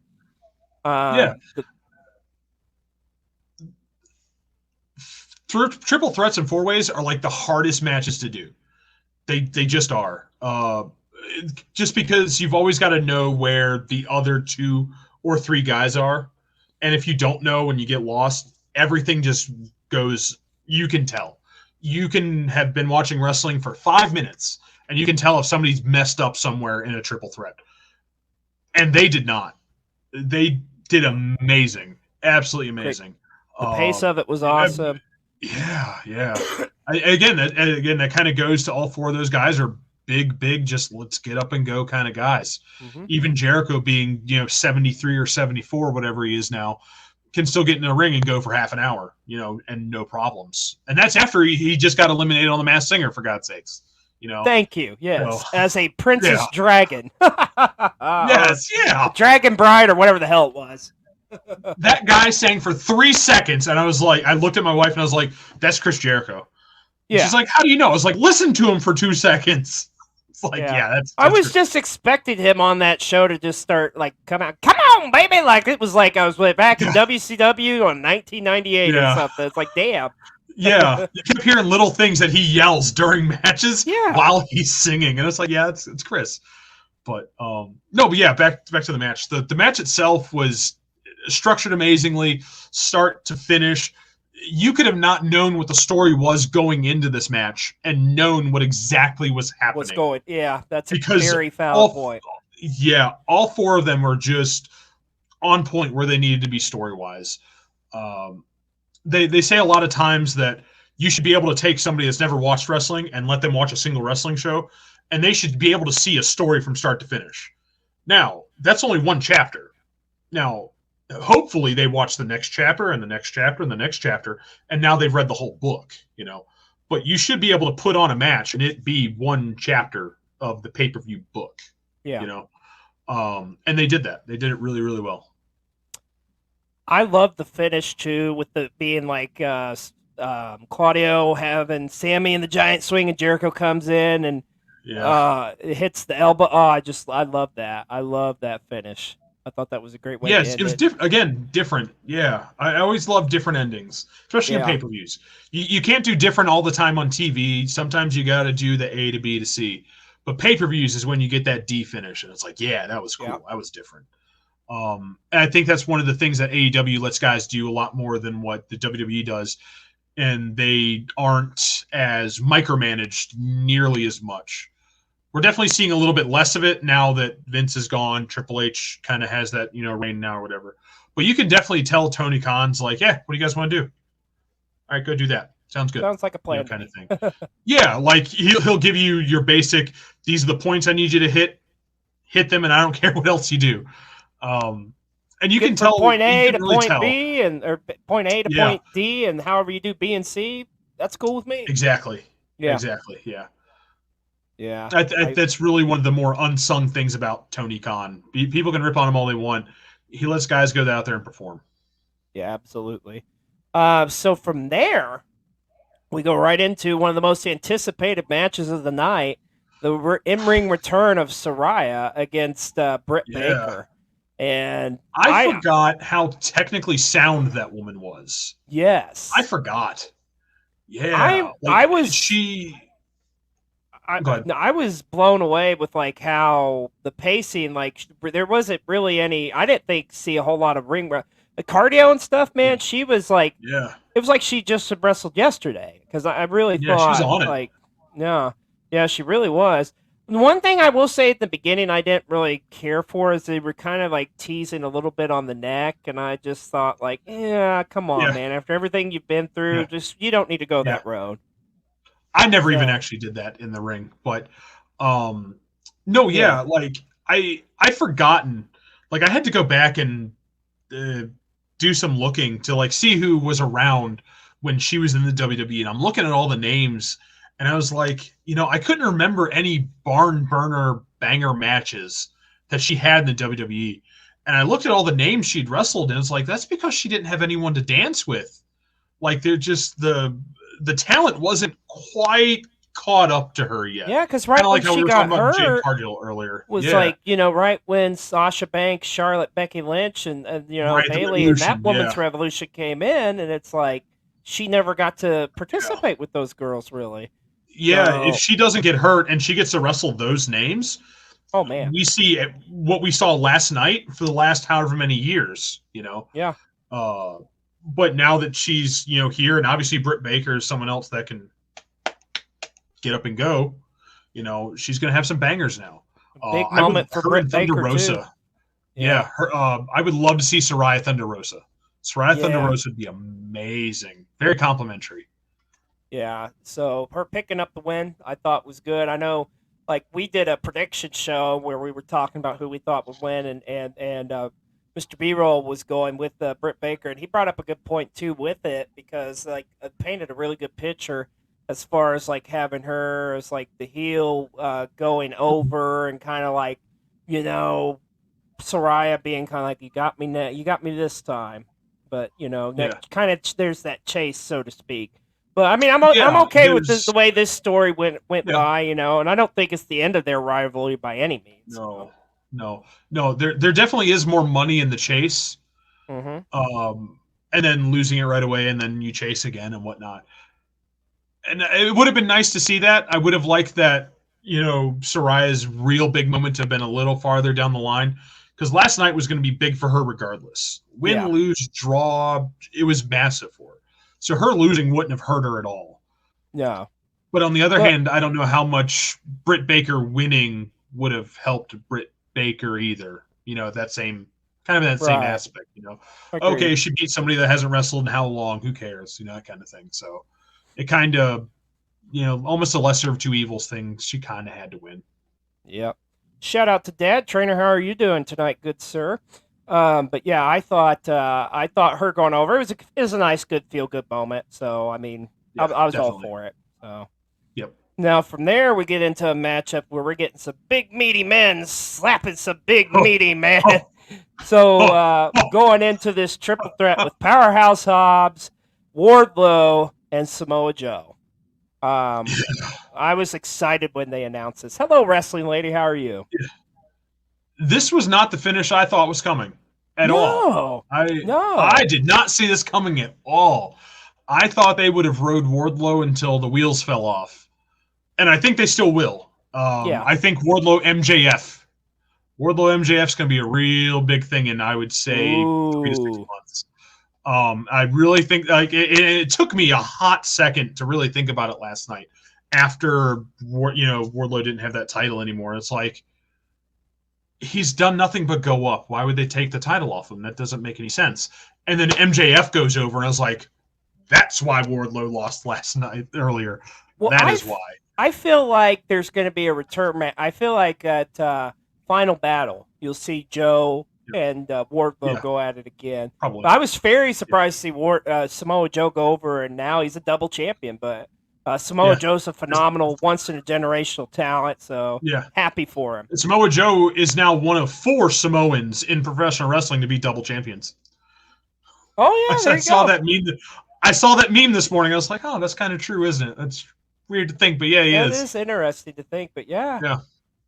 Yeah. I think if there's anybody in that company that can hold 2 titles, it's Samoa Joe. It's Samoa Joe. Absolutely. He had quite possibly the worst run anyone's ever had in the WWE. So underutilized, so many dream matches that we could have seen that we didn't get to see because they just wanted him to be cool and not wrestle the way he wrestles. But now that he's got that, Tony Khan freedom, he kind of gets to be Samoa Joe again, and I absolutely love it. I'm all for it. It's like, sign me up, man. Yeah. Now from there we go into the no disqualification tag team matchup with Jay. And I still haven't got a chance to get up and pee yet. I still have not got up to pee yet. Whole night. Like, haven't got up yet. You should have just brought a urinal with you or something, or like a cup to pee in. Yeah. Yep. Finish your Mega Buddy, pee in your Mega Buddy. Yeah. There you go. So Jay Lethal and Jeff Jarrett against Darby Allin and Sting. And this one was all over the place, man, with it. And once again, this is another one I thought the pacing of it was great, in ring and then going to like fighting the outside stuff. And Sting still defying the laws of the man is doing like stuff he didn't even do in his younger days. No, he's jumping off freaking balconies. It's just like, what is going on here? Sting is what, 56, he's 57? In his 60s. Is he in his 60s? God damn. But it's nuts what that guy's able to do. And I've seen some things about it now. Did he lose his gear bag before the show or something? Was he wrestling in a sweatshirt? He was, right. I don't know what that was about, but it's like, here's the thing. This is how amazing of a talent Sting is. I don't think it matters what he's wrestling. People, or like his gear, people aren't really paying attention. It's like he's got the makeup on. He's doing his stuff in, getting stuff in. It's Sting. It's like Tony Schiavone says, it's Sting. It's funny he gets to do that every show he comes out. You'd think it'd get old eventually. It does not. I remember Tony Schiavone yelling it in the 90s, and I still love it in 2022. Absolutely. I thought this match was great. Of course, Sting and Darby going over. And I hope we see more of Jeff Jarrett in the ring. I know a lot of people kind of like harp on him and wasn't huge fans of the sign.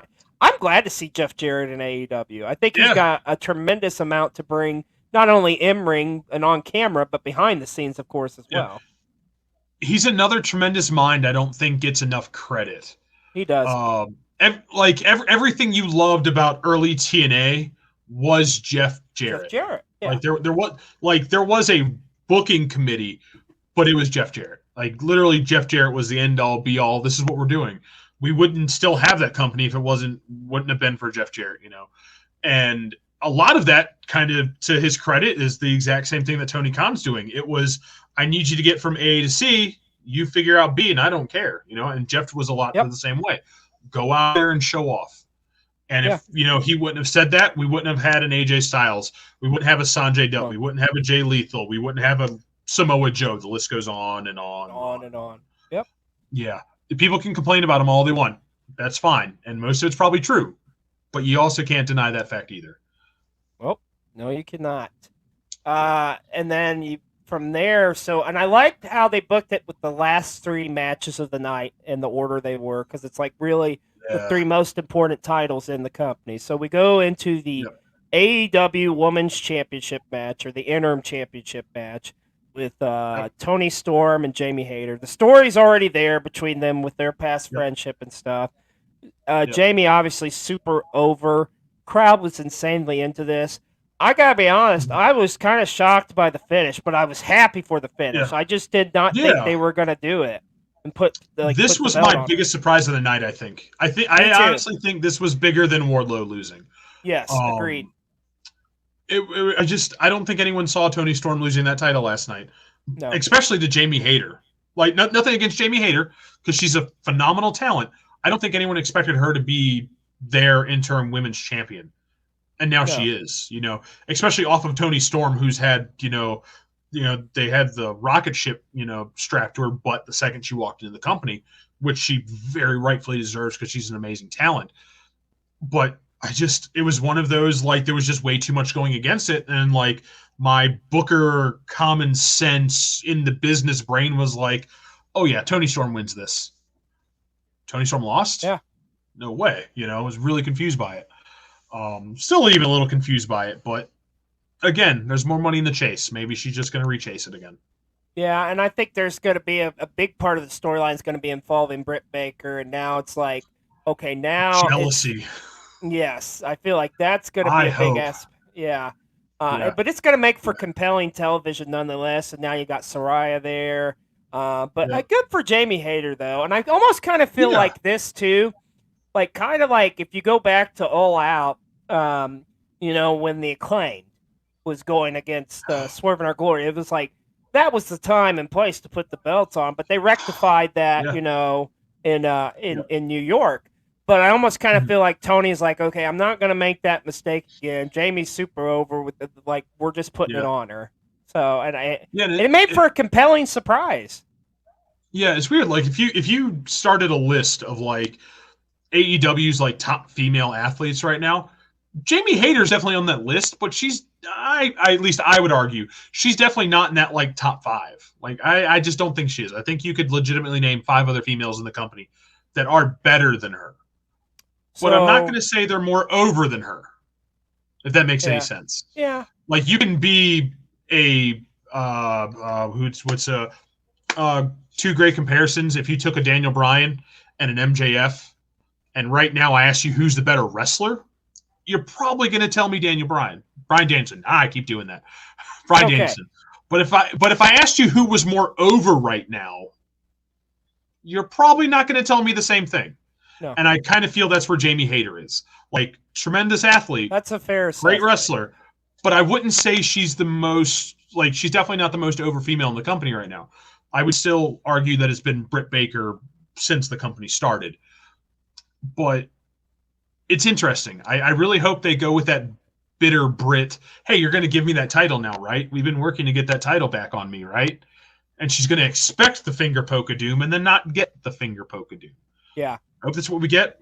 I hope it comes a little different than that, obviously, but I really hope that's where they're leading with that. It's like I say, either way, I think it's going to make for some very compelling television these next couple of weeks to see where they go with it. Yeah. Now, from there, we get our semi-main event. We're getting the third matchup between Swerve in Our Glory and the Acclaimed, and these guys' chemistry is just it's off the charts, man. And once again, another great matchup. Of course, the Acclaimed, the most over act in all of wrestling right now. All of wrestling, not AEW. All of wrestling. Yeah. In fact, they can get this over. I mean, it's like, how do you put that on a T-shirt in what is considered family entertainment? And you got a crowd of 60,000 people chanting, "Oh, scissor me, daddy." Daddy. Like, it's just... It's amazing. The world we live in. I don't buy a ton of wrestling shirts. The wrestling shirts I buy are traditionally Friends. Like, I probably own somewhere in the realm of 100 different wrestling shirts, and probably 1 in 10 belong to the big companies. I definitely bought a Scissor Me Daddy shirt. Like, I had How could you not? I had to. I also just love Billy Gunn to boot, so I just kind of had to get it. Yeah. It's another and they're another team or another act, I should say, that I don't think needs a title. The title definitely helps, but I think they're so over to the point that They're their transcending the stories title. are compelling. Yeah, Yeah. they're transcending. And not to say they're bigger, because nobody's bigger than a title. I don't care what anybody says. Nobody ever has been bigger than the title. But they can definitely put on a story that just meets where that title could be, kind of thing. Yeah. They're just, I cannot fathom how over they are right now. It's just crazy. Yeah. It's absolutely nuts. And then the match was tremendous. It was amazing.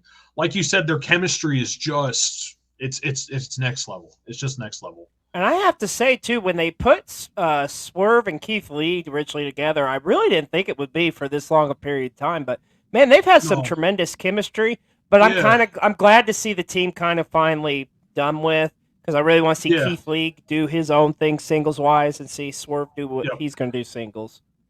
I definitely golfed at it a little bit also. Like, I was very, okay, why? Like, I get that wrestling naturally does that sort of thing with a tag team, but why these guys? Outside of both being African American, I don't mean to throw the race card at it, but outside of that, why are we putting these guys together? In common? Yeah. Yeah, they just left the same company, but they were never together in it. What's the point? It just didn't make sense to me. They gelled together okay. I don't think they complemented each other super well in the ring. They're definitely better apart. I would like to see Keith Lee do more Keith Lee things, which we got a touch of last night, but I don't think anywhere near what we're going to see coming up here soon. Probably with the two of them wrestling against each other. Yeah, I'm sure you're going to see that, and I'm excited for that.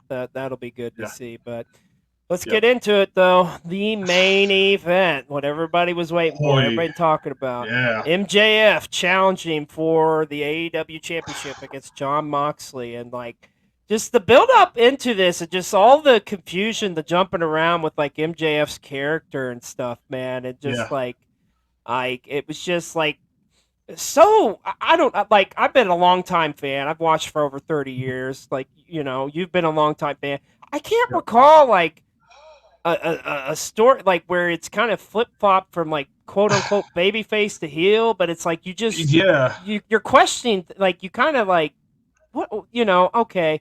I half expected it's okay, he took the beat down from the Firm because to trick Mox, and they're gonna come back out and cost him the match, and I'm glad that didn't happen last night. But of course, a lot of people were expecting kind of the Regal turn there, and that is what we did end up seeing. But then again, though, did he really turn, though? There's that kind of question, because it's he gave him the knocks, but it's just, I don't know. I think there's a way they can get by with this where it's it's not necessarily Regal turning his back on the Blackpool Combat Club. It's just being part of the evolution of the character of MJF. See, MJF in the last, let's say, 2 months has turned face and heel more than Big Show did his entire career. He took that line of good guy, bad guy, and just picked it up and started playing double Dutch jump rope with it, and just went and went and went. In the middle of promos is just good guy, bad guy, good guy, bad guy. And kind of what you're saying, I don't think anyone's ever done it that much, that often, that well even, being able to switch constantly. It's been nuts. Keeping up with him has just been horrible in a good way. Even in no matter what he does, though, it's he could do the most vile and despicable thing, and the crowd's still going to love him for it. It doesn't matter. Yeah. It's just because they just love, what he does and just what his character is. He's got that Austin syndrome. He really does. You can tell the crowd you are a bad guy. The crowd decides, ultimately, if you were the bad guy. It's a hard thing to deal with. When I got back into wrestling and I finally restarted tagging with my tag team partner from before I got hurt, we were going to be heels. The first time we come out, everyone's like, "Hey, they're back! Yay!" And it's you guys suck. They're like, we suck. And it's come on, They just they made us face by adoration, and that's basically what's happening with MJF. I think it put Moxley in a really weird standpoint because Moxley kind of does the same thing. He does his own thing. Is Moxley face? Is Moxley heel? It depends what side of the fence you're standing on. It depends who's standing across the ring from him. Well, when he's standing across the ring from somebody doing the exact same thing, but way faster, it's like, who's what in this match? Yeah. Like, was Regal saving us from Moxley? Yeah. Who knows? Until we hear them talk, this week, we have no idea. And it could be, maybe it is a scenario where Regal is joining up with MJF to be his manager now. Who knows? Yeah. I do know this though. MJF did somewhat of some explaining last night at the scrum. Have you seen the scrum footage? Yeah. I watched the scrum. Yeah.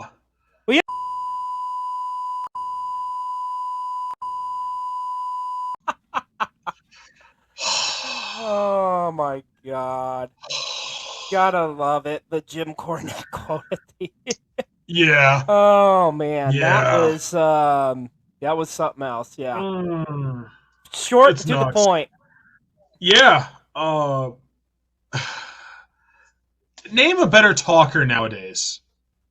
Give me any name that's close to him in promo right now. I can't think of anybody. I really can't. You can't. You just can't. Like, you can tell that a lot of what he's saying is definitely thought of well in advance, but he doesn't sit down and write it word for word. Thank God. You can tell those people that write the promos like that. I just can't stand it.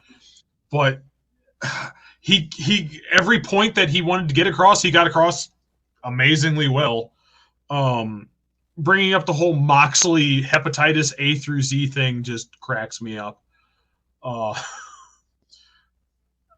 There's nobody bigger in the sport right now. No, there isn't.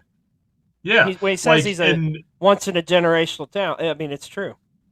He's not wrong. As much as I would like to disagree with him, he's not wrong. What we were talking about before when it comes to tremendous workers and tremendous, people that are tremendously over. He's a good worker. But God, is he over. It's almost unfair, And he jokes about it, the bidding war of 2024, those both WWE and AEW are going to be throwing so much money at this guy. It's not even funny. Oh my God, yeah. See, actually, I don't know. I don't know. You think WWE would try to not get him? I don't think that they're gonna send the same money his way that he thinks he would get. And let me tell you why. As much as Triple H has loosened those reins, there's still reins there. If MJF were to go onto WWE anything and cut the exact promo he did word for word, it would have never saw the light of day. Nope. It just wouldn't have. They have investors to deal with. They've got, stockholders to answer for. They've got way bigger advertisers than AEW does to answer to. You don't get to do that on TV. You're just not allowed. I think another thing here, too, is WWE has got a bargaining chip. And it's the fact that it's the WWE. I think at the end of the day, MJF wants to compete in a WWE ring. I mean, that's what he grew up watching, just like everybody else. You can make the argument that there's better wrestling companies to watch. You can make the argument that AEW is better to watch. TNA, New Japan, AAA, you name a company. You can argue that they're more fun to watch. That's fine. You cannot argue that the WWE is the biggest and most important in the game. There's no arguing it. I don't care if you dislike everything about the WWE. It's just fact. And until you've been to the dance, have you made it yet? Right. Again, that's another argument for a completely different time. But that's what it is. We all grew up watching it. We all grew up knowing that was the biggest company in the world. It still is. It's still the most important company in the world. It's the world title. It's just a fact. And MJF's not there. Yeah. He's talking to a much smaller crowd. The numbers are there. You can look at the ratings. It's just a fact. Again, whether you prefer not to watch Raw or SmackDown or NXT compared to AEW, all three of those shows regularly outdo AEW. It's not a fair fight. Again, just is what it is. So until he gets there, it's not the show. And I think he would need to change quite a bit for them to even think about taking him in. His work itself is solid enough. He passable wrestling for them probably to be able to mold him a little bit to what they would want him to be. But I don't think they're going to deal with his mouth. I don't think they would. They would record everything he says, and almost none of it would see television. And what's the point then? Yay! This video on YouTube got 1 million views last night. What's that pay? Not as much as being on TBS. Yeah, nowhere near what you think. I'm sure they're getting paid for it, but it's nowhere near what you think it is. So until he can kind of rein it in, figure out how to get all this same heat without all the swearing, all the vulgarity that goes with it, making hepatitis jokes, as funny as that is, like having been already a joke with Moxley years ago, you can't say that on television and get away with it anymore. You just can't. It doesn't work. Yeah. I'd love to see him there. It'd be tremendous. A lot of really cool storylines that could happen. But until he learns to rein it in, I don't think he's going to get the check offer that he thinks he's going to from the WWE, which is going to lower what AEW is going to send him, which is just a fact. After those two companies, he's going to Japan. The pay might be great, but you don't get over by talking in Japan. You get over by wrestling in Japan. That's not what he does. No. So if he wants to really stay where he's at, then he's got to reel it in. He's got to learn to be able to get that heat without setting everything on fire, I guess, kind of a way to put it. Interesting. But I mean, it's a very valid point. You're right. It's yeah. I don't want to say it's like low hanging fruit, but I mean it's like it is. You got it's got to be, and I think that's why people love him so much. Though, is because it's like he's just saying, like he's speaking like in everyday language, like everybody else would. But you're right, though. When you're working for a major company like that, you can't. There's just some shit you can't say or do. So. Yeah, like one of the tag teams that I watch constantly, I still do. I firmly believe they're the greatest tag team of all time. Still, the Dudley Boys. I used to watch everything they did just to pick up little things they did for heat. And there was I want to say it was Heat Wave 97 maybe. Or 99, I think. Maybe. Where they were with the crowd, where they were, Yes. Yeah. So Bubba Ray is walking around the ring just saying the most vulgar, obscene things you could possibly think of to, crowd members. And to keep it as PC as possible, talking about how one mother taught her daughter fellatio skills. Yeah. I guess is the nicest way to put it. Even in the Attitude Era, yeah. Yeah, like even then, got away with the. You would not have got away with it on network television. Even though TNN ends up showing bits and pieces of it, censored out at like 2 a.m, weeks after it happened. But I remember watching that and thinking, well, that's what I got to do. But I got to figure out how to do it without all the swearing. It still has to be family friendly, So you got to figure out how to get that same heat without setting the building on fire, Yeah. And I think that's where MJF's got to learn it. The Dudley Boys definitely figured out how to do it. They went on and did some pretty great things in the WWE. Yeah. Only Devon looked like a wrestler. Bubba Ray, let's be honest, was just 5 foot tall and 5 foot round. Good wrestler, but it wasn't anything to look at. Devon at least had a little bit of a build, but then got into the WWE and just the rest is history, obviously. They learned how to tone it down and still get the same heat without burning the building down. Yeah. That's an interesting. Celtic Destroyer makes an interesting comment. So that pay-per-view in particular showed for free back then. Let me pull that back. Back in those days, just for that promo, and then it cut off. Like, did they cut it off a pay-per-view for God's sakes? Because it was so. I mean, it was bad. If that tells you anything. Yeah. But overall, I thought Full Gear was good. I thought it was a great show, and And the biggest Yeah. thing I take away from it is I feel like we're finally to the point where we're putting all out and all that bullshit behind us. It Yep. feels like a week where so you've got the elite back. They're doing what they do best. They're in the ring wrestling. That's what they need to be doing now. They're going to be involved in this best of 7 series. Even with CM Punk, as you probably heard or seen, where he's doing the Yep. commentary for the MMA show or whatever, and he, it Yeah. just seems like he's kind of moved on as well, and that's where we need to be. Like, that's done. Yep. That was an unfortunate what happened. Let's move Yep. on and just go forward. And I think that's what we're doing, and that's in the step in the right direction. Yep, that's all you can do. Yeah. Backwards is bad. Forwards is what you have to do. Yeah. That entire situation was horrible for everybody involved. Whether you're a fan of either side in particular, it still didn't look good for anybody. You're professionals. It's not worth that. Yeah. All the locker rooms I've ever been in, I have never seen a fight in the locker room.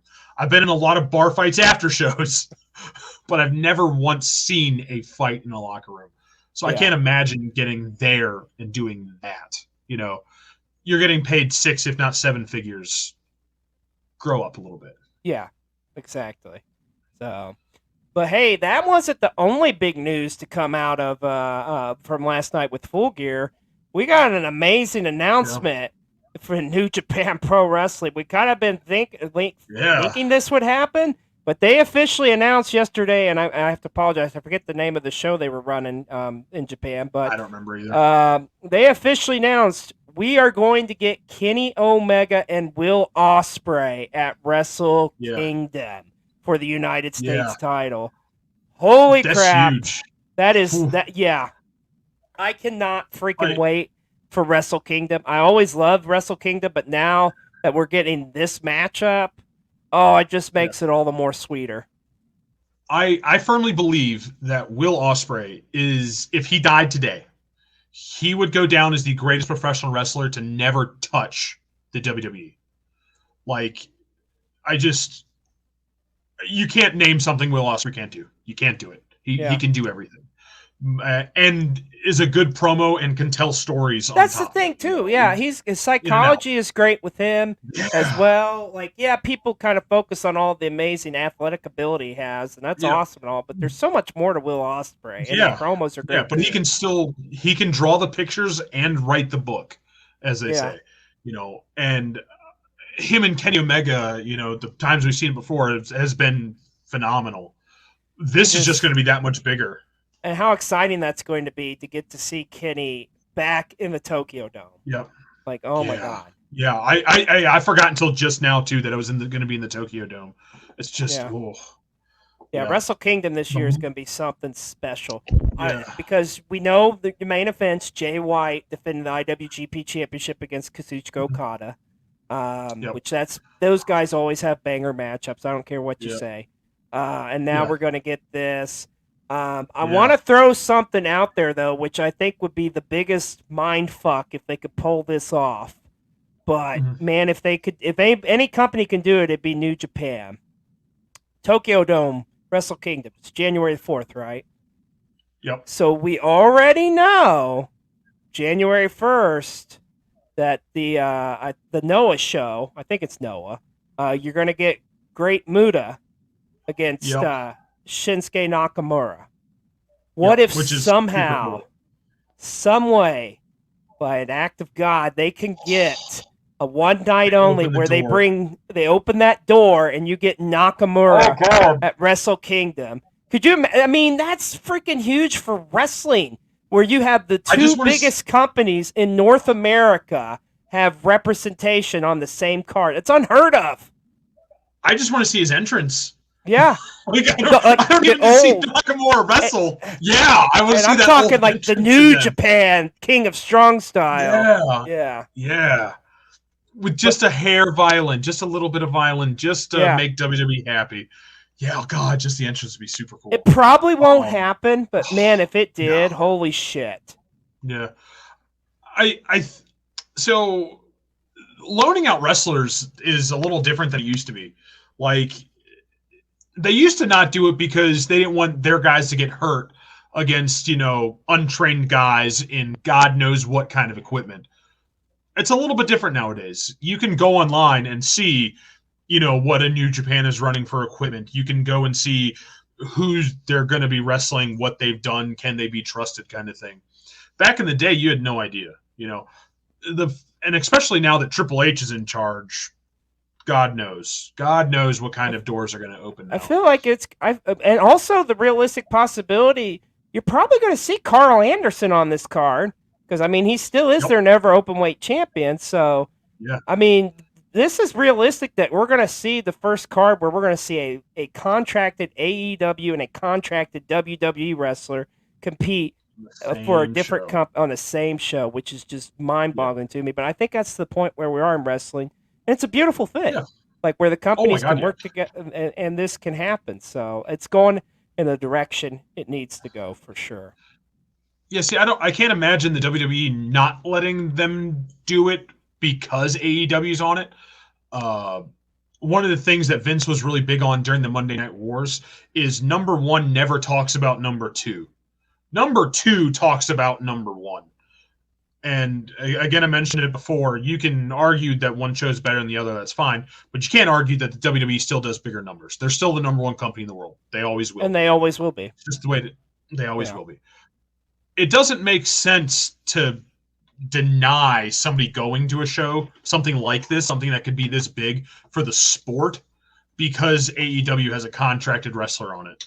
No less is somebody that the WWE tried to get their hands on for years. They wanted Kenny so bad. And Kenny's just like, nah, I'm good doing what I'm doing. The guy learned Japanese so he didn't have to come to the WWE, for God's sakes. Yeah. But I can't, you couldn't name a reason. You can't. You cannot name a reason, especially Shinsuke, who's sadly, what has he done important since he got to the main roster? Let him go. Let him go wrestle again. Let him do that. Again, his entrance has been the biggest thing of him on the main roster, which is kind of sad to say that his NXT stuff was bigger and better, but facts are facts. But yeah, I can't see a reason Triple H wouldn't let him go. It'd baffle me. When everybody's always talking about the WWE AEW comparison, I always look at it like this. AEW's goal is they want to be the number one wrestling company in the world, right? WWE's goal is they want to be the number one entertainment company. They want to be Disney. At the end of the day, that's the difference between the two. Yeah. Vince McMahon in the late 90s wanted to literally just become a movie company. Mm-hmm. He's like, I've got all these great actors. You know what leading men look like nowadays? It's these guys. You look at all the big action movies in the 80s. They were big, bulked out, meaty dudes. And he just so happened to have this kid named Dwayne Johnson walk in that just fit the bill. Stone Cold, John Cena, as questionable as some of those movies were, that's what it was. 12 Rounds was an amazing movie. I don't care what you say. No, I'm just kidding. Yeah, The Condemned was good. I'll give The Condemned. Yeah. The Condemned was great. The rest of them, it's kind of dicey. Yeah, but there's of the entertainment business, movies. Movies are where it's at. It's not music. It's not TV. It's not live action anything. It's movies. Movies are where your money's at. And Vince saw that, and that's kind of where he wanted to go. That's why when the real WWF was like, hey, stop using our initials, they were like, okay, that's fine. We're not a federation anyways. They were fine with it. The rebranding was one of the best things they ever did, as awkward as it was for people to start saying WWE instead of WWF. Yeah, now it's a way of life. So, hey, it is what it is. Yeah. So. Yeah. Well, hey, we've come down to the wire here, and before we finish up here tonight, we got to get one last Plug-a-Palooza in. 'Cause that's what we do here on Learning the Ropes. So, you found us here on the Panda Wrestling Company Twitch channel. If you haven't done so, go ahead and subscribe to us right now. And besides, you can actually subscribe for free if you have an Amazon Prime membership. It doesn't cost you a thing. I did not know that. I did not know that until you mentioned that earlier. Yeah, so and you get one free subscription to any Twitch, so why not make it the Panda Wrestling Company Twitch channel? We have all sorts of amazing wrestling content on here. You mentioned Ken Anderson earlier. There's an incredible interview that the guys did with Ken Anderson here at the Okay. that's on here that's accessible. Also, you can catch it on the YouTube channel as well. But yeah, speaking of YouTube channels, we have our own YouTube channel, Cole TV.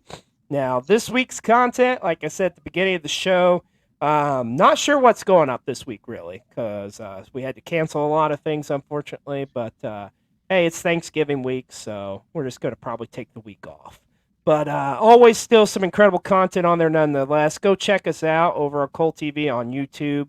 And like and subscribe. Check out the content. There's some amazing stuff on there. This past week, we debuted our SmackDown vlog where Mr. B-Roll and I got to attend SmackDown live in Indianapolis, which was a fun time. And there's some other awesome wrestling content on there as well. Got to thank our sponsor over here, Mr. Rootless Coffee. If you go on Rootless Coffee, use the code Panda Coffee to save 15% off of your entire purchase. Of course, non-collaborations included there, or not included there. And speaking of merch, we have some merch. We have some t-shirts, some hoodies. Head on over to sweetdollfacecreations.bigcartel.com where you can get that. And of course, we got the big We Are Wrestle Talk movement going. Some incredible hoodies and shirts going on there as well as you can buy. And the profits go to a great cause to help suicide prevention awareness. So go check that stuff out. And how about you? You got any shows or anything coming up for you that you wanna plug here? So top of my head, I can't remember the date now. Our next big show is December. Oh my gosh, I want to say it's December 11th. Up here in Green Bay, Wisconsin. Silas Young versus one of the local guys, Logan Lynch, for the WPW heavyweight title. Logan Lynch is a guy that should be moving to Florida any day now. He's definitely on that radar. We keep telling him just go. If you just drive there and sit outside the Performance Center, they will welcome you with open arms. He's a super great kid, big, young looking, he's everything they want. But yeah, so we got that show coming up. Yours truly will be wrestling for the WPW tag team titles against two dudes, one highlight, TW3 and Isaiah Moore. You can find me at this thing. Wait, this side right. I'll get this eventually. Is it right? Yeah, there you go. Yeah, that's my TikTok handle. Post as much as I can. I'm super interactive. I try to comment on everything that comes up. The company that I work for, mostly Wisconsin Professional Wrestling, we're on Facebook. I also run a company called Now That's Wrestling, very much based off of the 90s craze of collaboration music. Oh, nice. I love it. We're the new Chikara. We do a lot of really crazy, weird things. Yeah. I have booked a invisible cage match. And coming up next, and you will have to go and like the page to find out exactly what it is, the Imagination Chamber. Oh my God. That is. Yeah, it's everything you already think it is. Yeah, it's everything you already think it is, I promise. But yeah, last thing that I really want to say is something we touched on earlier. If you think you need help, get help. Talk to somebody. Talk to anybody. It doesn't matter if it's your dog. Just talk to him. Yeah. That's all. Couldn't agree more. Yeah. Well, Michael, we thank you so much for coming on and being part of our show. And we'd love to have you back on. Hopefully next time we'll be able to, we could all three of us be on at the same time and have a good discussion about what we all love. Good old professional wrestling. Very much so, yeah. So thank you again, anytime, sir. Anytime, more than willing. Heck yeah. Well, folks, I want to thank you all for joining us here tonight on Learning the Ropes. And, hey, don't forget to tune in back here tomorrow on the Panda Wrestling Company Twitch channel where Russell endures Raw. That's right. He goes live on Monday nights, 8 p.m. for a Raw watch-along. Good time. So it's going to do it for us this week. Once again, thank you to our very special guest, Michael Wayne. And go and follow him if you haven't done so already. I mean, come on, man. An Imagination Chamber match. If that doesn't sell you, Chamber. I don't know what will, folks. So. Right? Yeah. All right. Well, I'm XLJ, the OG, and we will see you next time on another episode of Learning the Ropes. Peace. Have a good one, guys. Stay safe.